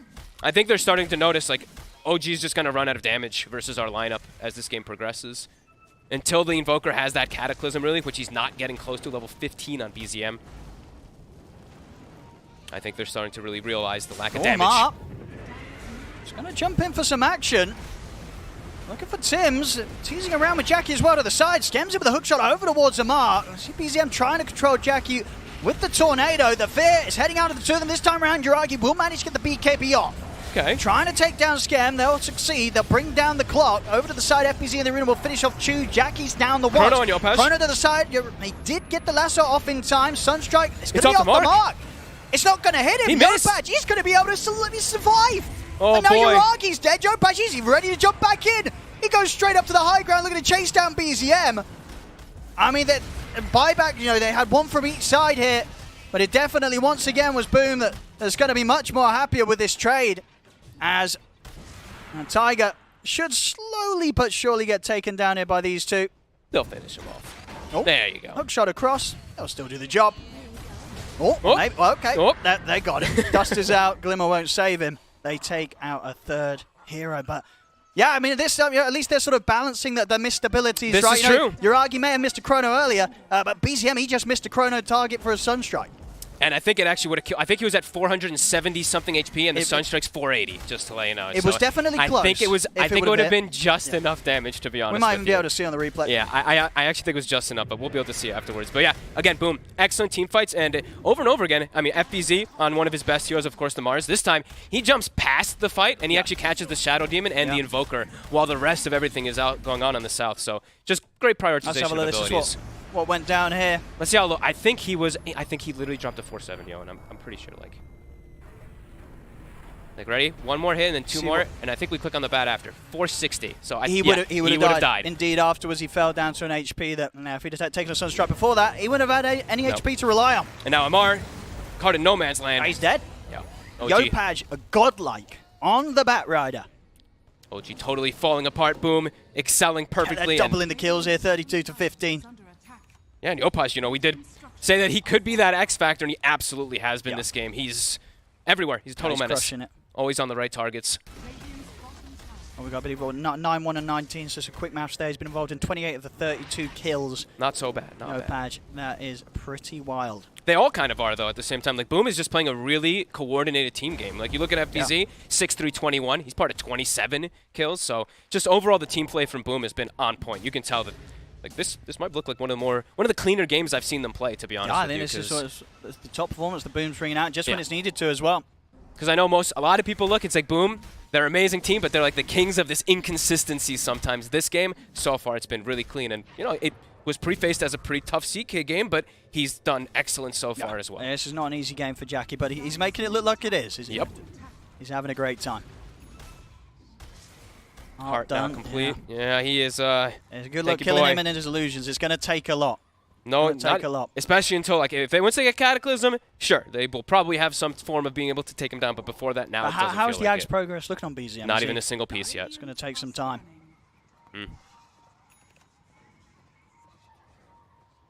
It was an interesting build-up for him. I, you know, going for that Lotus Orb, it's very different style that did stall out his items a little bit, but was looking for something to protect himself versus the back. See Amar, he wants to go for this fight. They're so We'll tanky. jump in. They've got the chrono out of the two of them. BKB was off in time from FBZ. Zeno kind of struggling with the damage to take out these two cores. FBZ is going to live long enough to be able to get the arena and the spear off. In fact, he's even going to be able to back onto the side. Finally falls. But Amar is so low, and now Yopatch, he's kind of ready to come in with the cleanup. No, You've got way too Jackie tanky. in on top of BZM. As BZM and Tiger have to separate themselves from the CK. They're the last two left alive on OG. Yopatch ready to swing back over to help out Jackie as well. Get themselves on top of Tiger. Blinking down to the low ground. He's ready to run down the Invoker as well. BZM steps back in with the EMP. You'll see the buyback coming into play from Uragi. But The now alacrity. Uragi, he's on his own.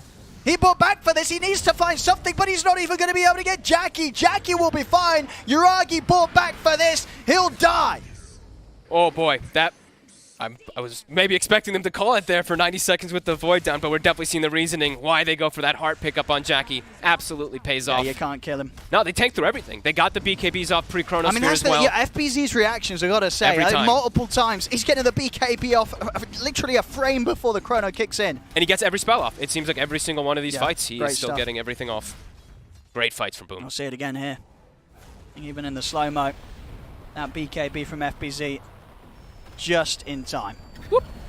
Perfect. You know, sure the Sunstrike hits, but with the BKB on during the chrono, it means that nothing else can be thrown his way in terms of magical damage. And look at on the sideline, And he too. gets his spells off, gets his combo off. Every time they find the Shadow Demon, right? This time it was Yopaj. Last few fights it was FBZ. They always are jumping all simultaneously. Oh, look at this grab here, Yopaj. He's able to find Chu in the tree lines, jumps in, tears out the Shadow Demon from the base.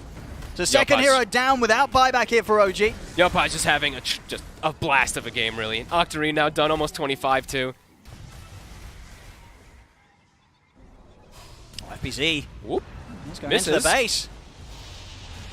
He's going to put the BKB. He's got the arena. He wants to fight FBZ. Oh, boy. He's just gone in and slammed down the arena onto the three of them.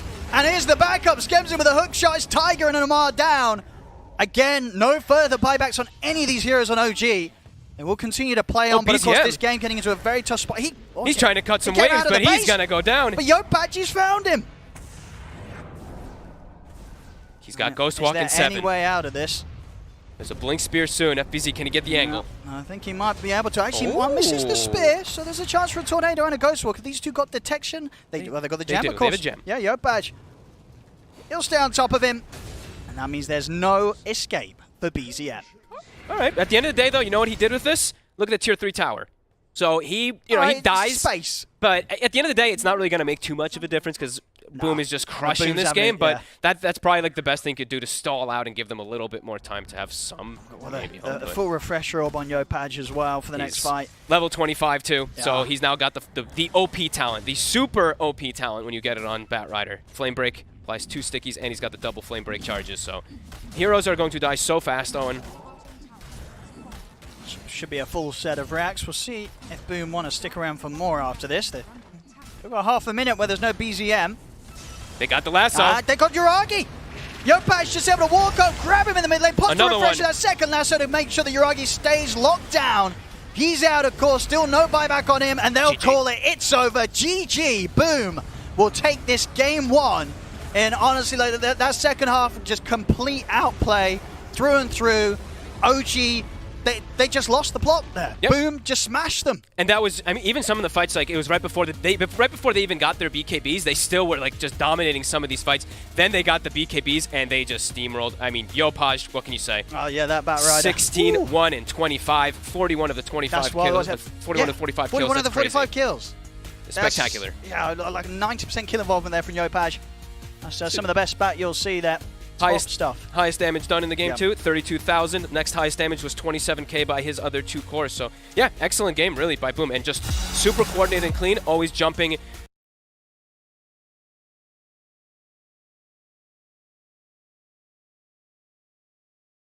like simultaneously, just getting the saving heroes, finding the Shadow Demon, always seeming to just get all the right targets, and always getting on top of BZM too. That's a big thing that Yopaj did. He never let BZM just like free cast as an Invoker.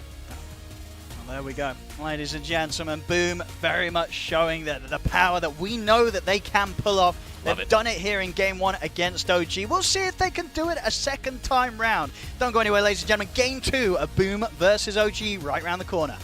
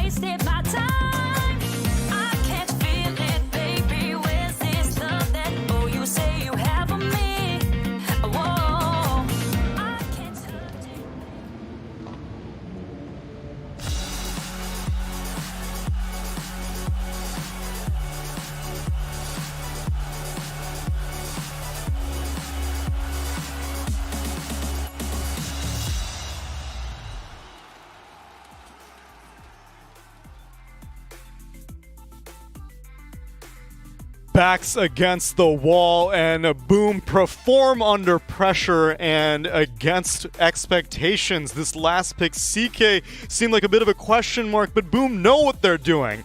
At least now they do. It seems like first 2 days they maybe not have had quite a clear picture, but against OG in this game number 1, they were operating for sure, and they get the win, proving to be superior against this team fight comp that OG expertly crafted up the Chronosphere into, I guess, were there even that many Cataclysms? Were there even that many Chronospheres? He never reached that point where he did get Ags.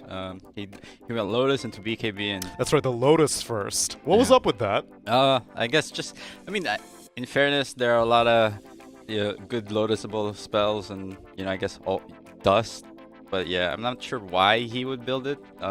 We did hear that Sumael built it on Invoker in another match. But yeah, it's kind of, harder to justify this game. Yeah, you'd probably want BKB early on just because of how many disables there are in the game. I think just trying to go for cool outplay stuff, right? You remove Curse Crown, you can potentially get like Batrider to lasso himself or CK to stun himself. Like, it's not an atrocious item, but for me that wasn't even the issue. It was more so that it felt like at some point OG misplayed a little bit and then Boom instantly capitalized on it, right? There were a couple of fights where it looked really bad for Boom, but they actually managed to go even, right? The first one that comes to mind is the fight in their triangle where Yopaj actually got 3 kills on Batrider, so they ended up trading for 3 for 3.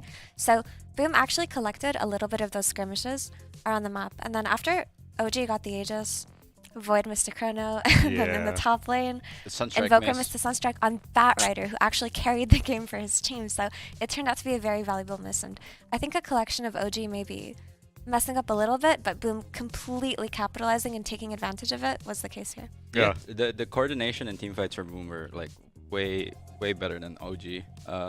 Like we mentioned, a bunch of misses here and there.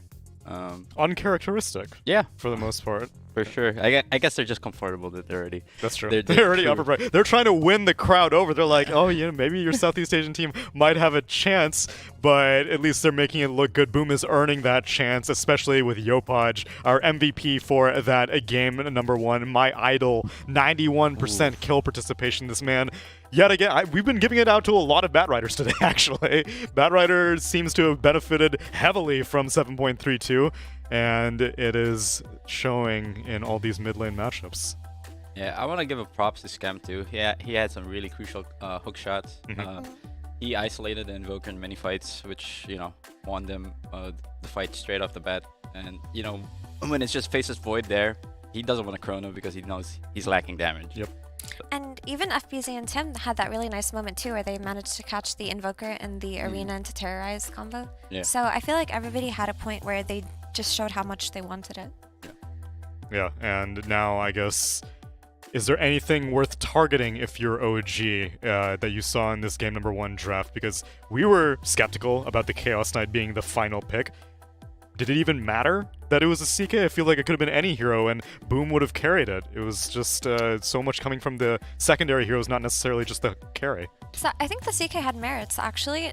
Maybe not in terms of matchups, but in terms of durability and what it provides Boom in terms of being able to fight all the time, having no downtime on your ability to team fight versus these big cooldowns.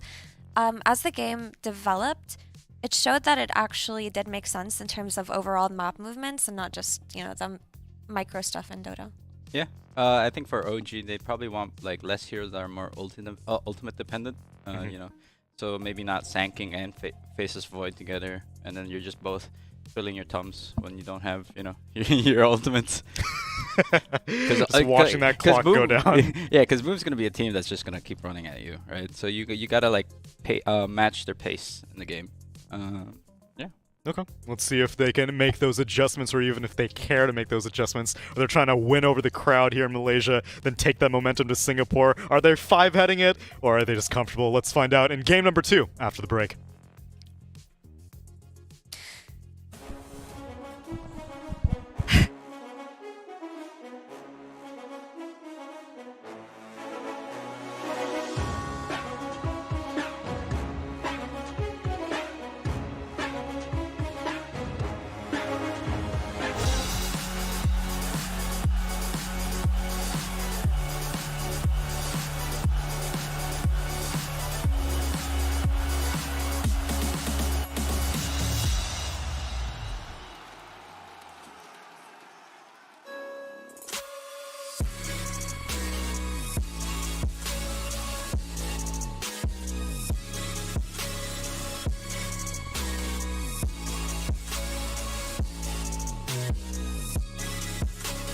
You love it, you wear it.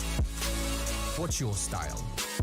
Get your merch at shop.eslgaming.com.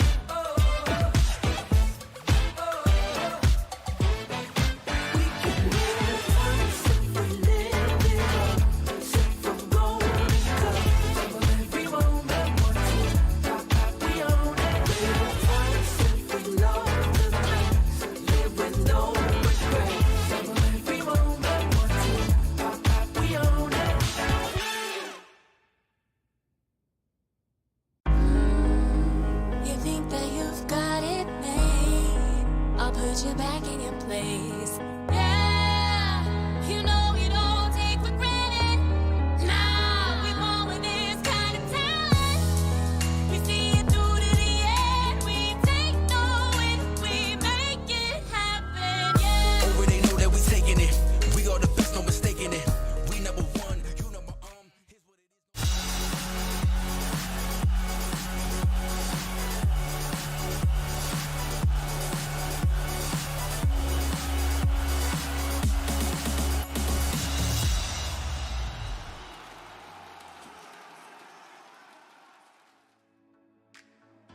Now, I know a handful of you are very enticed by the possibility of these mythical 1v1 tiebreakers occurring, but there are a number of contingencies that need to be met, which are probably statistical impossibilities. But if you're curious, first rule of tiebreaking, if it comes to that, which it seems like it might, especially if Boom continues this momentum, you have to take the head-to-head score. And right now, Boom got 2-0'd by both Fnatic and Nigma Galaxy, who are competing on another stream. And so it's mainly going to come down to this TSM versus Fnatic result. TSM versus Liquid result, which is currently going on. That's the first rule of the tiebreaker. Second rule of the tiebreaker, number of 2-0 series in the group stage in general. So if you got all your points through 1-1s, or if you got most of your points through 2-0s, that's the second consideration used for tiebreaker breaking. Third rule is the record versus the team below the tied teams. So depending on where you are in the group, what's your record on the teams that were better and the teams that were worse? And then if all of those somehow prove to give the same result, then there is a 1v1 tiebreaker, of which Shadow Fiend, it's a mirror match, so both heroes the exact same. You can nominate 3 heroes to be included in the pool for selection, and Shadow Fiend is always in the pool. That's Dota, baby. That's Dota at its finest. The purest form. I just want position 5s to fight each other. Oh, that's true. Do they specify that it has to be the mid laner? They don't specify, so you can get any player to do the 1v1. They're the true mids. They're the true mids. They're the ones who know how to work with the fewest amount of resources. You know? You roll up with 1 Iron Branch, Shadow Fiend, you're gonna get every last hit. Probably not gonna be seen in this game though, but at least Boom are making a good running for remaining in this tournament because, lest we remind the viewers, the stakes are high. If they lose here, they will be eliminated. They need to get this 2-0 versus OG, and they need other results to go in their favor. And they will do it off the back of actually banning an Amar hero in the first phase. They take out Timber, they take out Elder Titan. Meanwhile, OG, they ban out the Dawnbreaker and the Batrider. Boom pick up the Chen, and OG respond with Mars Techies. Interesting. So Boom were setting up for this Chen pick, obviously, by banning out the ET, which has been OG's traditional counter to this hero. They've identified that, they want to play it, they think that this Chen can be the hero that leads them to the 2-0. We have seen this Chen fail, though, time and time again after this patch. Ninja Boogie, what do you think about this hero? I mean, it definitely seemed very overpowered. Whether or not in this patch it's it's good, but a lot of teams still favor him quite strongly. And have we yet seen the Aghanims? No, I don't think I've seen it a single time quite yet. And also, has OG picked Techies before? No. Not at this tournament, but Techies has been being picked quite a bit recently through, I know Secret's been playing it quite a bit, and I think one other team as well, but yeah, not OG. So I think OG's also, since they're already cleared from groups, they're also just adding more heroes to the hero pool. True. That moving forward, teams will be like, hey, they played this hero. Yeah, we gotta worry about Techies. Well, Secret did make this hero look really good, and something that always happens during group stages is that when one team kind of excels at a hero, other teams will start to pick it up, right? That's how this Chen even came into meta in Arlington. But to argue in that it's it's Zayach. That's kind of his hero pool. And I played against him before, and we've already considered him the prestige yeah, Techies just player. ban it. Just ban it. Don't deal with it. Forget about it. Okay, so a little bit of signature heroes coming out here. So ATF is a famous Mars player. We haven't seen it come out in a while just because the hero fell out of favor. But in typical OG fashion, when they lose to something, they want to play it themselves. So Amar was probably like, hey, give this to me now. I'll show them how it's done. And then as a response, Boom pick up that Pangolier, which is an FBZ specialty hero, right? And Pango versus Mars has always been a very interesting matchup because you can kind of reclaim the arena for your team as a Pango. You can use it to bounce off and get a really good rolling thunder. So, but it can also go both ways, where you get caught in the arena spear and you die and you just don't cast your spells in time. Yeah, and I'm sure Yopaj can also play it mid. Kind of like a popular, I guess, MMR hero. Yeah, diffusal build. He played in mid this tournament also, so as much as I love seeing the FBZ Pango, Yopaj did lose with it against Liquid, but he does have a history of playing it.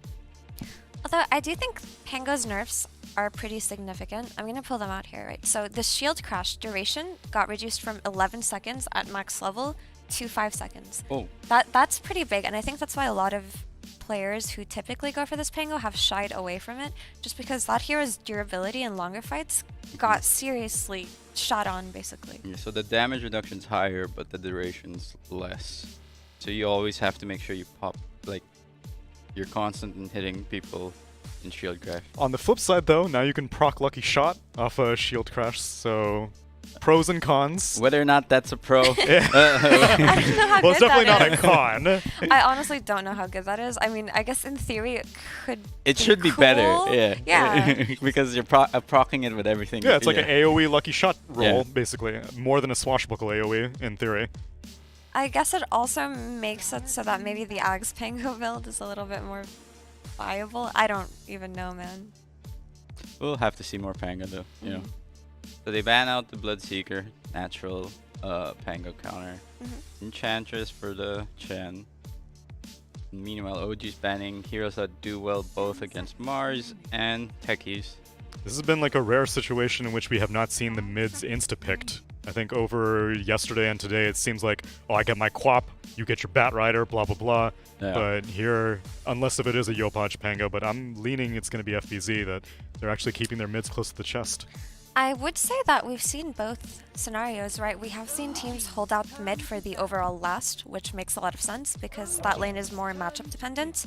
For example, the most popular game that comes to mind is Entity versus Secret, where Entity's Ember got overall last picked by a sniper, right? And then the Ember just couldn't do anything. And there was just no entry point back for Entity into the game. So we have seen it go both ways for sure. We've also seen Bat Riders get overall lasted by Queen of Pain at the start of the patch. So a lot of teams just started to secure the Queen of Pain early for themselves, and some teams secure the Bat Rider early for themselves. And I would say this is because these two heroes are least affected by the small camp change. Bat Rider never farmed the small camp anyway, and Queen of Pain was a hero who was dependent on rotations and using her ulti to kill heroes to get gold. So I would say that these heroes are gonna stay popular, and they can be first phase, but for the rest of them, I don't know about that one. Yeah, for the rest of them, a lot of them got affected by small camp, especially the spirits. Like you normally just want to push out, like for example, Ember, Flame Guard push out, you go to small camp, get the rune. Hope you rule a neutral item. Boom really seems to like this Dark Willow. Man, when I see Pangolier and Willow, I always think about Phoenix. Wait, so how does the Suicide interact with the Bramble Mace? Like if he's mid-flight and he gets hit by the root, does he just like flop down to the ground? Oh, you're talking about the blast off from Techies. No, I think it. So or does it just push through and like I'm yeah, gonna so land? I think the only thing that interrupts blast off is stuff that affects Z-axis. So like an Earth Spike, if it bounces you up and down, or a Torrent bounces you up and down, that interrupts blast off. Otherwise, I think you still complete your trajectory, but you may land and you're rooted after you land. Okay, interesting. Yeah, I don't really know much about Techies. I don't play that thing. Thing. You're not even dignifying it as a not a hero. hero. It's just a creature. It's La Creatura. It's an abomination. Traumatized you much, huh? No, it's an abomination that found its way into Dota and never freaking left. But to be fair, this Techies is a lot more like I can it's stomach this Techies. not traumatic as Yeah. as compared to the 'cause before. You just be neutraling, you know, and like yeah, you do the heart attack every time that thing jump scare. We have new heroes coming out. So Boom default to their Kunkka. This is just a Yopaj specialty hero, but it's also just a very stable hero. Right? It gives you the boat buff to kind of fight back into the arena, and it gives you a mid laner that you're not really worried about getting counterpicked either. Yeah. Also, it's a hero that can set up for this Chen rotation with X. The boat, you can pretty much get a kill off the mid lane and potentially do some tower damage. Whereas OG go for the TA, good combination with the IO, and also loves to play with Arena on her team. I feel like her refraction's gonna get shredded this game though. You've got Torrent multiple instances, Bramble Maze, Bedlam, Swashbuckle. Yeah, initially, but that doesn't really matter with this hero anymore. She's more of a like late game carry type, I'm gonna you farm know? fast, get my Yeah. Deso BKB, and you know. TA stopped caring about counters like many patches ago. Would you put TA mid or carry? That's. Because I think I feel like you would put it carry, but Yeah. do you want it to get overwhelmed? yeah, because I feel like the Pango and the Dark Willow can pressure a lot, and I'm assuming it's gonna be the IO as position 5. Because I don't see Chu playing this Techies. It doesn't feel like OG style to put this TA mid, but that's definitely a possibility. I would worry about the TA mid though when the Chen starts going mid, right? What is this TA gonna do once the Chen starts playing with Kunkka? So actually, I guess I missed it, but OG did pick Techies, and it was Chu playing it against TSM. Oh, really? Yeah, and they won that game. Okay. And so I guess Then it is going to be Taiga IO forget and what I Chu said Techies. earlier. Which makes your lane a Techies TA in theory. Yeah, because like seeing this, I mean, again, they have overall last pick, so they can still set up the lanes how they, you know, which is more favorable. It doesn't. Sorry. No. Ideally, I think I'd put this TA mid just because I don't see a support that's giving TA a comfortable lane at bot. But do you think that TA mid can withstand when Kunkka and Chen start to play? That's where you go, guys. I'm going jungle. Support, you I can, hope you can hold stacked mid. for me. And then who do you put mid to hold it for you? Techies, you know, like they'll just bomb the lane. You think so? Yeah. Alright, I'll take your word for it. But again, like unless they see like something that they can pick for mid that can kind of like give them a matchup favor versus Kunkka. Monkey King is still in the pool. So Boom is assuming that OG needs a mid hero, so they ban out Storm. Yeah, pretty good against Kunkka. They don't really have proper ways to lock him down. Husker also. And I guess OG aren't necessarily expecting this Pango or this Kunkka to be mid, because offlane because FBZ. Boom can run Kunkka carry, and Jackie has run that in the past. Because they're banning out Viper, which you never want to. Yeah, Viper and Death Prophet. I wonder if Boom are looking at PL. PL, it is like they do have a like pretty good late game win condition, and then I guess OG can really realistically go for a Leshrac, because they will need to respond to a PL pick if they do. Why are you favoring an illusion carry, Effie? It's just traditional TA counter. It can get out of Mars Arena. It's good versus Techies, good versus IO. The only issue is that OG would have overall lost to go for something like the Leshrac, Ninja Boogie mentioned, but I do think they can still work around the Leshrac. Yeah. The issue with PL, though, it doesn't necessarily fit what Boom did in Game 1, where they had this high sustained durable type carry that they could leave by itself. Pudge. We totally forgot this hero. High is still- sustained durability, you say? Okay. Yeah. Fogged is clapping and dancing in the distance. He likes this Pudge pick. This is good. So I think you'd want to lane the Pudge against a TA, just because I don't think you want to put him against Mars and Techies, because I've seen Entity run it and they kind of got dumpstered. But that was a Tide, not a Mars. And I know there's a lot of teams do run Pudge versus the TA in the lane. It's also just good versus Mars, right? Slardar. That is an ATF hero, right? Then who's the Mars? Does BCM run Mars mid?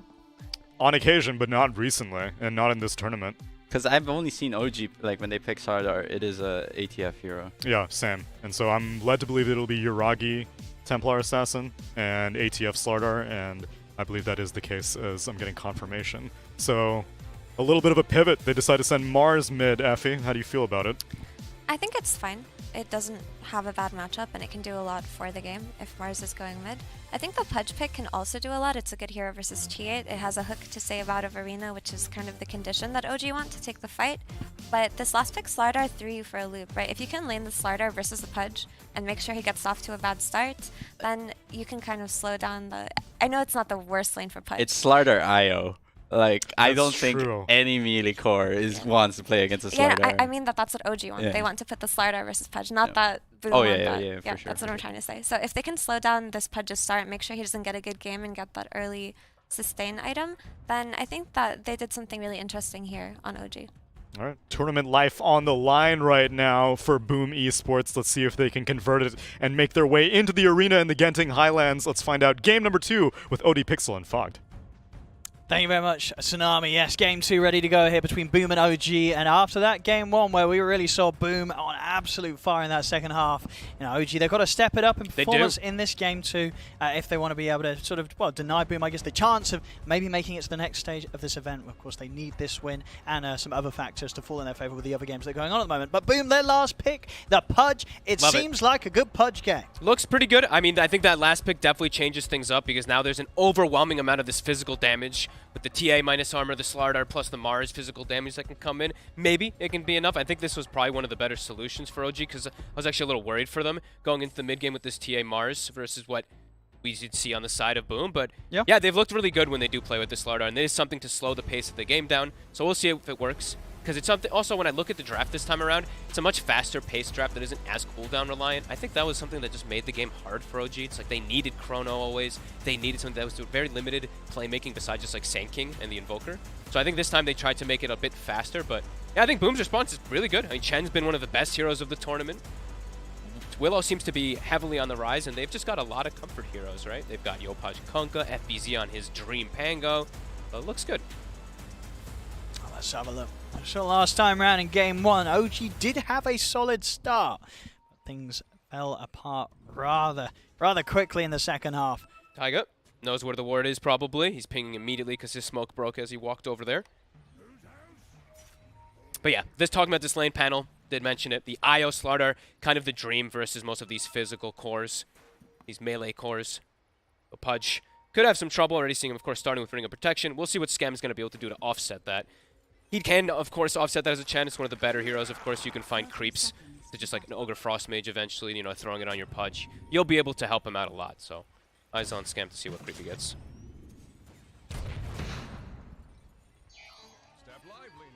See both teams there, well, looking to maybe get a bit of a fight going. Both teams, none of the D wards. All the wards are still up. Sentry was placed down, but won't find anything but a Sentry itself. And we did get the first hook, it was a miss. So 0 for 1 on the hooks there for Jackie. So we're going to see any sort of lane switch-ups? Ooh, this is a bit different. Okay, they're actually going to pair the techies with the Slardar. Okay. It is I think the reasoning is because the IO, the techies and TA, that sounds like a pretty weird lane overall, so just wanting to help him out. But now look at the dodge. So they're scouting out the lane matchups. Pudge is going bottom, doesn't want a lane versus the Slardar. He wants the lane versus TA. That's literally why they picked it. So let's see what reactions OG does. Do they move stuff around? I mean, yeah, do they? Good question. I think they probably... it's tough because I don't know if you want to... Do you want to move a TA to your off lane, right? That's always a bit of a question mark there. I'm not sure if they will actually change things up. We'll see. Because I think putting Yoragi up there just puts him at risk of, boom, switching the lanes up, and then they have a Pudge in safe lane versus a TA off lane, which is disastrous. So I actually think you have to keep it like this. All right, well, yeah, Boom's going to be rather happy. Yeah, I would imagine so. We do see the meld come out immediately, level 1 from Yoragi, just to be able to pressure Jackie a little bit. But yeah, I think Boom, they've got what they wanted. All 3 matchups. Well, at least dodging. Sure, FBZ, he's still probably going to suffer a little bit up here, but, you know, it's not the Pudge who's the carry that is suffering. And he should still be very tanky, too, right? The shield crash, now that it's been reworked, it's 20% reduction at all levels. He can actually survive quite well up here. And disengage, of course, with Swashbuckle and stuff, so... I mean, I would imagine what this top lane OG, once they've got a few levels in them, that they've got pretty decent kill potential, right? You know, just sort of the chases, the crush and the bashes, setting up for Chu to land all of his damage. For the most part, like I was saying, the shield clash reduction, that can be something that offsets it. Also the way to just jump away with Swashbuckle. Tim's probably could die, but he's also got Shadow Realm. So he's got a lot of ways, they've got a lot of ways to play around it up top, I'd say, on Boom. Bottom is the lane. Bottom, I think, is the most fun lane, because it's going to be a Pudge TA where Pudge has no armor. Some good body blocks here from Tiger. Really nice body blocks, in fact. They got the meld. They got him. Job done. First blood for Yoragi. Beautiful. Definitely off the back of those excellent moves from Tiger. That was actually just like perfect body blocks, really. I think they got the secondary meld after he still had the debuff, maybe for like a second too. So that extra bit of damage was enough. It's 12-second duration with that 11-second cooldown. It just came up. Now we'll see if they find themselves the situation to go for that sort of aggression again. It's probably only going to get harder as levels comes in for Pudge. I agree. And also, it's like the Chen starts getting levels where he also skills, like, he in this lane, I think getting Divine Favor is pretty good. The armor, really nice for Pudge. And as he gets these creeps that'll, you know, counter TA, he'll be really strong. Looking at mid, seeing Yopaj, he's smashing it. He's smashing the mid lane at the moment. Pretty much, well, getting more than double the overall last hits in terms of last hits and denies against that of BZM. He already has both of his bracers. And BZM, he's gone for the bottle build. So look at the damage disparity, really. 75 damage on the Kunkka to 64. I mean, Yopaj can definitely go for BZM. Okay, he's got the bottle charges. I was going to say, he's getting a little low there. I'm surprised he didn't like X him and go for, like, run over to try to go for it. Could have done a lot of damage. Maybe, but interesting. He's just focusing on the CS, I think, more. He's trying for these spear backs. Again, not quite able to get Yopaj in range of the... He has to be careful. I think he may just be dead. He's going to have the bottle charges. If he can line up a Tidebringer here, I think Yopaj has got this. Oh, he got the fairy fire though. I might still be. He's got to be a bit careful, BZM. Oh my. He's living on the edge here. Giving me a little bit of a heart attack. I mean, either way, though, look at Yopaj's CS. 21-8, 10-2. He is just like last game. Even though he didn't dominate the lane, he's feeling that momentum from last game, I feel. BZM can't really get close for this wave either. He comes anywhere near this and he's getting caught by a Tidebringer. I wonder if they're, I wonder who's going to be asking for the rotation. I think BZM needs it, but someone's got to help out. I think Boom's going to double check the runes, and BZM's going to have to go back to We'll base. check this out again, that Fairy Fire from BZM. He pushed the limits. Jeez.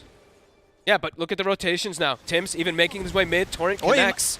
They've He got might the be dead cleave. this time. He certainly is. Yopaj able to step Oh, up, man. take him down. This mid lane continuing to be completely brutal. 23-12 against the 10-2, and a solo kill for Yopaj on top of that. And it is it's a good game for the Kunkka too, because he is playing versus these physical damage cores. He can itemize to get tankier, and the Rum is going to be really useful too. And playing versus IO also, it's pretty tough when you're playing versus Kunkka. Like, you just get one-shotted by cleaves even in some of these team fights, so...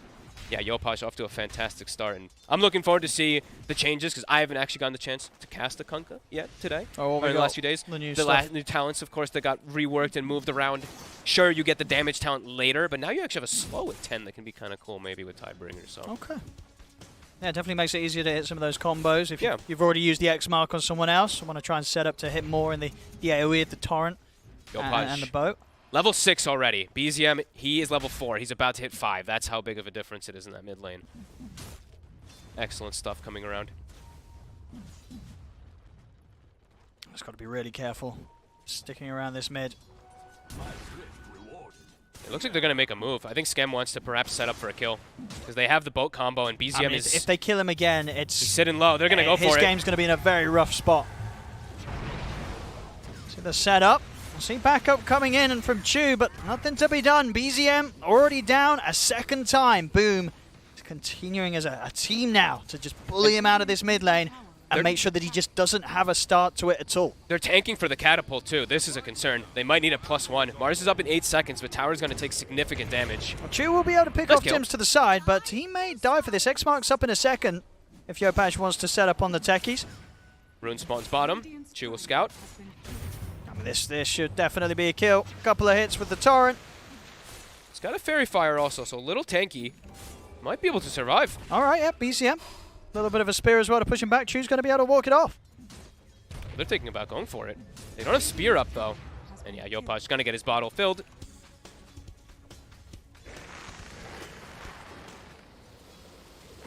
See if they can get the Invis rune as well. Nice spear from BZM.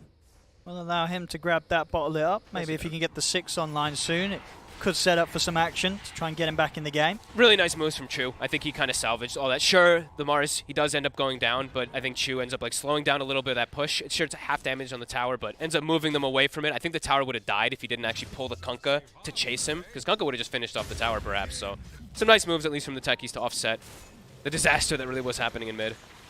And Chu now continuing to look to help mid lane, because I think he knows Amar doesn't need help up top anymore.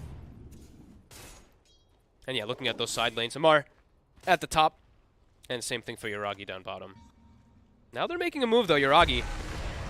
See Jackie in on top of him. First crown will connect, but indeed Jackie's rather low, so has to sort of stay out to the side for now. The heals from Taiga. Gonna try and chase down Tims, but Tiger on his own won't have enough damage to kill Tims. Just be a bit careful with how he tethers as well if Jackie finds the angle for a hook. Yeah, so Jackie, he's got the Vanguard, but when he gets hit from the Meld and even the Blightstone, he's actually like negative armor. He's quite squishy when they are able to turn onto him. Jackie? Still a few creeps away from the level 6 as well. Yeah, I think he has to bring the chainmail out ASAP. Because sure, yeah, like I said, he's got Vanguard, he's got some damage block, but the physical damage is just a bit too much right now from the two of them. We'll see mid BZM stepping up pretty far. Uh-oh. And that's going to give Yopaj the opportunity to set up with the combo. They'll bring in Tims for that extra bit of control and damage. As BZM taken down. Chu at least takes the rune. He steals the DD rune from bottom, so Yopaj won't be getting that one. But another kill. Yopaj, he's really, again, running away with this one. Such an excellent start, putting so much emphasis on mid. And top, although as we mentioned, Amar, he's having an excellent time. FBZ's actually doing pretty decent for this really difficult matchup that he's in. Scam. Can't get away. See what they get with this smoke. They want to try and make the move towards top. Shut down Amar. No boat, but they should have more than enough with the Pango roll. See if any sort of backup's going to be able to come in for OG. I don't think know if they it would get can. there in time anyways. Pretty far up the lane, Amar. There's the setup with the Cursed Crown. Another bounce back. They'll be able to slowly but surely take him down. Successful move from Boom. Urn acquired as well. FBZ had that one finished up. So really successful kill. As now also the Bounty Rune respawns. Look at BZM. He's actually racing toward it to try to take it from Yopaj. 2 of them, in fact. Will he be able to get away, They've caught him though? in the brambles. Uh-oh. Boat's up. I think he's going to die for this one. Uh-oh, BZM. He has the arena, but the setup's still there for the turn into the boat. Chu throwing some mines in from the side, but FBZ is already swept across, and with the swashbuckle finishes off the job.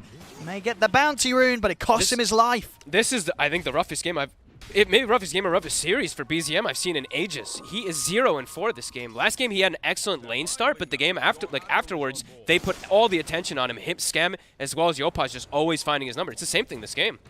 BZM trying to go for some type of play where he denies the runes away, but ends up paying with his life. So I think he gets Scam in the river. Scam does have backup. But, well, of course, dive very quickly here into the ult. The question is if Yopaj can get some kills in return or get Chu. He hurts. Top net worth Kunkka. Ogre Club coming out now.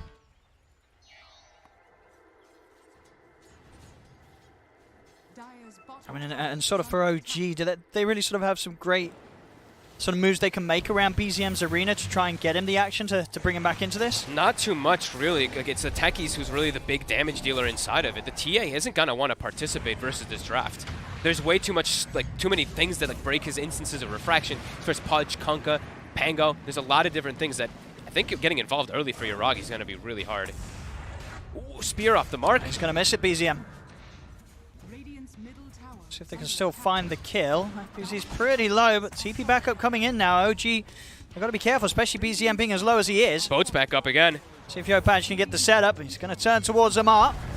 Boat comes down. They'll get the arena spear off, but he was already able to throw the boat out, so Amar's already dead. And BZM? He's ticking down to the urn. Swashbuckle will hit a little bit. It's FBZ and Yopaj, they'll run him down. I mean, BZM, he's dead yet again. And now Chu likely to drop as well. X-Mark's Tim's is back here. up. Yopaj has the control back into the brambles. He's at the same time down bottom. OG, they're making their efforts on towards Jackie, and they will succeed. So getting something on the other side of the map, but top lane losing 3 heroes. And again, BZM's game being held completely behind everyone else's. They actually have no mid laner at this point. He is 3,000. He's the same net worth as almost the Chen now. Chen's catching up. Yeah. He's probably going to take over if another move like that happens. I do think so. They have to now somehow find some space for BZM. I think Amar might have to start sacrificing himself to move around so BZM finds some space because, yeah, this is devastating. He's really the big team fight that rallies.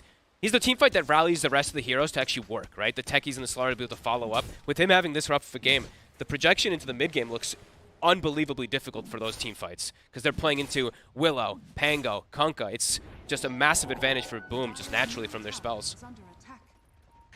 And now, although they've been having this dominance in the early game, they actually haven't gotten any power runes because OG somehow denied most of them. Now they're finally going to get a big one for Yopaj, a DD. That next move that Yopaj is going to make will certainly hurt. Not that it wouldn't without it. I mean, they're already 5-0-5. Very much on track to keep as high of a kill participation as he had in game 1 on his back. He's setting up again. I mean, with the DD rune, he's so potent. Tower is gone though, so limited backup will be available. Okay. So it looks like nothing to be The set up reload, here. they're going to go for him, it looks like. I mean, okay, combo. But they're already there. They're ready. Oh, that's a risky relocate into the Fear the Rolling Thunder. That was a relocate gone wrong. They're all dead. They are all Yuragi dead. is also going to die here. That weren't the play. Uh-oh, Yopaj is going to have a BKB pretty soon. Oh, God. The relocate in front of him just sets it up for him. I mean, they were ready to throw all the spells at that, and as close to tier 2 as it was, I mean, there was no struggle for Boom to bring in even more backup. Oh, and this is going to be a rough one. That was not the move to get them back in on this game. It absolutely was not. They fall further behind. Boom now up 14-5, 4K lead. Yuragi's like, man, I'm having a pretty good game. I'm farming pretty well. Wait, what the? Brought up top, dies immediately. 2-1 now for him. As Boom, yeah, I think they're really starting to not just run away with the game, but just, yeah, you're starting to see the projection of what's going to continue to happen, at least with the damage. Yeah. BZM is so squishy. And they just keep getting on him. I mean, he's TP'd in it, but they immediately get him with the setup. They're ready to dive beyond the tower and take him down. He's dead. Yopaj. They've got a lot of damage on him. Can't close the They're gap. not killing Yopaj. They're not killing Yopaj. Boom's killing every one of them. I mean, Yuragi and Amar, they're trying to run, but the X-Mark and Torrent once again from Yopaj, catching out Amar, 3 dead. See if they can even dive in for Yuragi. They'll tease around with him. With the Cursed Crown and the Bramble. Oh my, they're going to keep going. They're both in 3 seconds. I mean, we'll see Tiger come over to try and help out with the tether. See if they can keep him held alive, but there's the control with the Torrent. He's gone. Yuragi's out. Tiger as well. We'll see how much they play on, but this one's kind of feels overfogged. I agree. They don't have a mid laner. Their carry is countered with multiple different heroes that Boom has set themselves up for. How do you play? You just got to look at the net worth. You know, Skem and Tim's are just 100 gold or so from taking over the farm of BZM. He's both zero supports at 14 minutes. 0 and 7 on. Like I said, I'd never have seen a game like this from BZM. Boom is just putting all the attention on him, and it's working perfectly. Yopaj, 8-0-10. He has higher kill participation this game. He actually does somehow so far. I mean, as I said, it does still rely on results of other series that are currently being played. Obviously, one part of Boom having a chance of moving on does require them to get the 2-0 here. And yeah, you can certainly feel it. Yep. They're not messing around in this one. This is, again, top stuff from Boom coming out in this second game. Oh, they're so farmed. Like Spirit Vessel even done on FBZ. Jackie's halfway to Ags. Everybody has kind of the solution already versus OG Draft. Now, you see the armor, of course, being built up on everybody. They have the mech on Scam, very natural, but Willow with a medallion, so you have pretty much all the answers now versus the Slardar corrosive meld that maybe could have sometime came to fruition. It's all answered. So for OG, it's one of the more upward battles I feel like I've seen at a 15-minute marks. It's 93% win probability. They got the Aegis on Jackie. And it's this lineup, like there's a TA and a Slardar on one side, and they're the team that's not able to secure the Roshan early because of how rough everything's gone. BZM will get a courier. But he's going to pay with his life. I think he may just do so indeed. Fancy. Oh. All right. Oh. Okay. Oh. Soon, Yeah. eventually. They've got Okay, him. there we go. They'll have him still. Jackie is in trouble. Once. That's the first life gone. But he's got backup. I don't think they're going to be able to do it a second time. Yopaj already looking to see if he can get a grab with the X mark. He has BKB. He's on building the AC next, so like we said, answers toward the minus armor. Gets the X. I mean, he's got Yuragi in the setup. Jackie's ready to walk this down. It's an easy one. Oh, he goes for the hook onto the relocate. Nice try. Great reload. Okay, yeah, Tiger this time round, the relocate is going to be appreciated by Yuragi. Okay. It does save his life. Of course, Tiger on the way back out.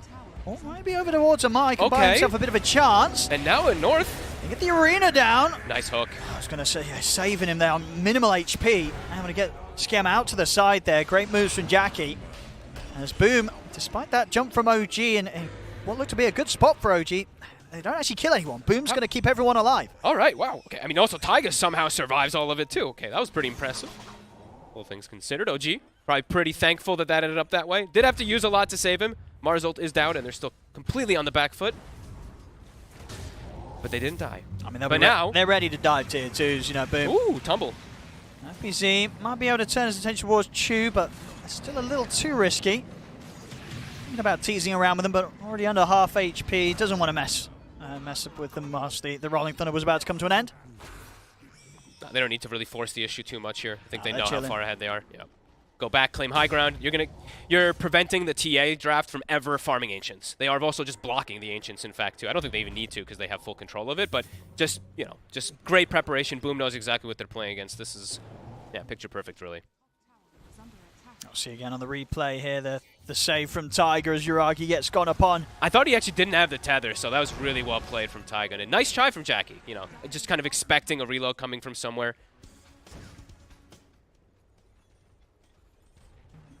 Scam. BZM. He made it away. They saw him for a second, but he So this tumbler's saving his life a couple of times. Top lane, big push from Scam. There's the army going to work with these skeletons. Will force out the fortification. Oh, he's got BZM. Jackie. Where's his backup? Able to grab him here. As soon as he TPs in, he's going to try and run away from this. See Scam attempt to block him off, but BZM will be able to run through them. Here comes Yopaj, the pig pole. He's in on top of him. That's going to be BZM dead for sure. I mean, already Yopaj ready to go for more, and he's got the setup on Chu. finds him with the X mark. It's going to be 2 more dead on the top lane. Godlike for Yopaj. Domination, really. Tier 2 dropping, gonna continue the push as well. Glyph does reset, of course, with this new stuff that's going on with the patch. So they will have Glyph at least for the high ground for some moments, but the army, it's not They've small. got such a push here, yeah. Look at the rally. It's going to tear through these buildings. 9 stacks of that rally at the moment. So back up, Jackie doesn't care, he'll tank the tower. Okay, they'll actually give a little bit more, respect as that Mars and Techies are respawning.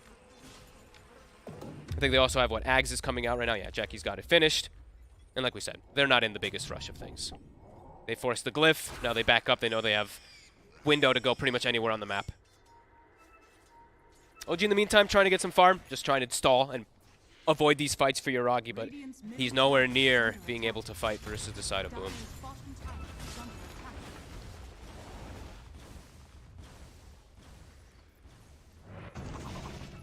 Amar, he will run into them. It's pretty far away from any potential backup as well. He was kind of breaking the smoke, I gotta be honest. I think it looked like he was reading that they were gonna go gank the TA, and he just runs in and he's like, well, I'm gonna give my life. FBZ's found BZM again. They're just fine. There's BZM no space for tried OG. to get out in the mid lane. Was able to clear the creeps out, but he'll die once more. I mean, we'll see how sort of his scoreline continues to go, but yeah, 0-10-0. I can't imagine that you'll ever probably see this again or have ever seen this from BZM. This is quite the KDA, and not in the good way. No. Yeah, like I said, never seen something like this from him. Rallies, pushing the mid tower now too. Also trying to set up for bottom. I mean, they're going to have it, Tims. He's got the opening with the fear. They'll get the reload out. Okay, Tiger's able to save Yuragi once more. And they're trying to actually set up for mid. Chu looking to clear out the creeps a bit since some heroes did leap, but Jackie's still in the area. Ooh, not quite able to get the hook. See them still try and run down Scan, but with Jackie at his side, Amar can't commit to take down the Chen. Lead off to the side, Tiger will die on the return. And now we do get the Kunkka to get. Ooh, he actually doesn't even take the damage talent. Look at that. 30% torrent talent. Cool. Okay. I like it. Extra bit of control. Oh.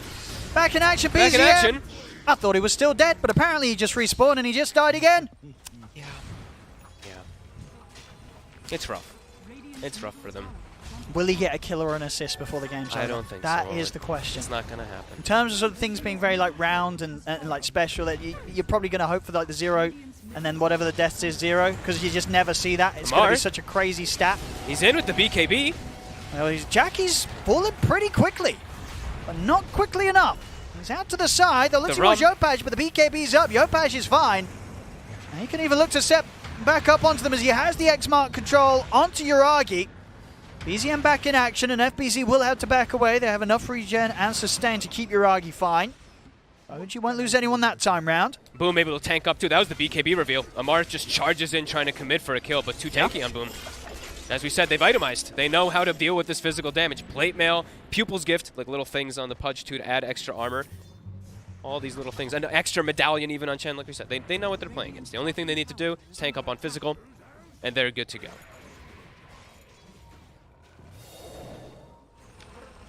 Of course, Roshan, a minute until we'll see when that one's back up. Oh, and now they also even find an Ogre Frost Mage, so yeah, even less physical damage going to be going out there. Yeah, 47 armor on Pudge. What's that, 71% physical resistance? Yeah. No way you're going to be bringing him down. I just noticed that Jackie's had quite a peaceful game in terms of involvement. As 26 kills, he's just 2-2. He's only been involved in 4 of the 26 kills. Jackie's been chilling. I mean, it's the Yopaj show, man. Yeah. 10 and 11 on 10-0-11. 10-0-11 Yopaj. Even FBZ. You know, Jackie's just been enjoying the ride. Yep. A spectacular game from the 4 of Boom, and Jackie just gets to watch on the sidelines and be like, yes, I'm a Pudge. He's having a great time, as anyone is when they're playing the Pudge. Roll forward. Well, I'll get the connection, and that'll allow Jackie to walk in with the dismember, grab Amar. Amar's gone, Tiger's dead as well. I mean, they've endured some pain. I'm surprised they're still in this one. Chu also gets taken out. That's going to be the bottom racks. Almost certainly more, and we might see OG give one more shot in a team fight. Maybe to get BZM a kill, right? To get BZM a kill and assist. That's what they want. Give him a kill. Give him an assist. Don't leave him empty-handed here. He's going to end up empty-handed. Chu. Oh, Hooked. that's Chu gone. He's gone for good. Dieback, of course, on him. Out for 65. Yuragi's got his BKB now on top of the desert. So maybe able to have a chance of surviving. He's going to have to pop it right away. I was going to say, might be forced to. Oh, they get the hook. They have the arena. He's melting. It's a long stun on Yuragi, though, and the fear as well. Yuragi's not even going to get a chance to put the BKB. He's dead. GG is called. Boom. 24 minutes in. Damn. 31-5. Completely destroy OG here and get that 2-0 they need to have a chance at holding on this competition. As I said, I'll let the panel explain all the details, but I believe it relies on other results. Yes, but I without believe a doubt, they've played their part here in this series. They got the win, and they got it big time. As I said, forcing OG into a situation where BZM probably had the worst game that he's ever had. Right, this Worst, KDA has to be the worst of all time for him. Yeah, absolutely. And yeah, boom. It feels like their backs up against the wall. They somehow come into this team. They play like gods almost in a way. It's boom. It's boom in a nutshell though lately, right? Like sometimes they have like the lowest of lows, but sometimes they also just have the highest of highs. And today, this series, that was the highest of highs, especially for Yopaj. Oh, there we go. Absolutely. Yeah, Yopaj is a kill involvement across the series. Game 1 and Game 2, the bat and then the Kunkka. Incredible stuff here for them on Boom. But there we go, ladies and gentlemen. Boom. They'll take this series against OG 2-0.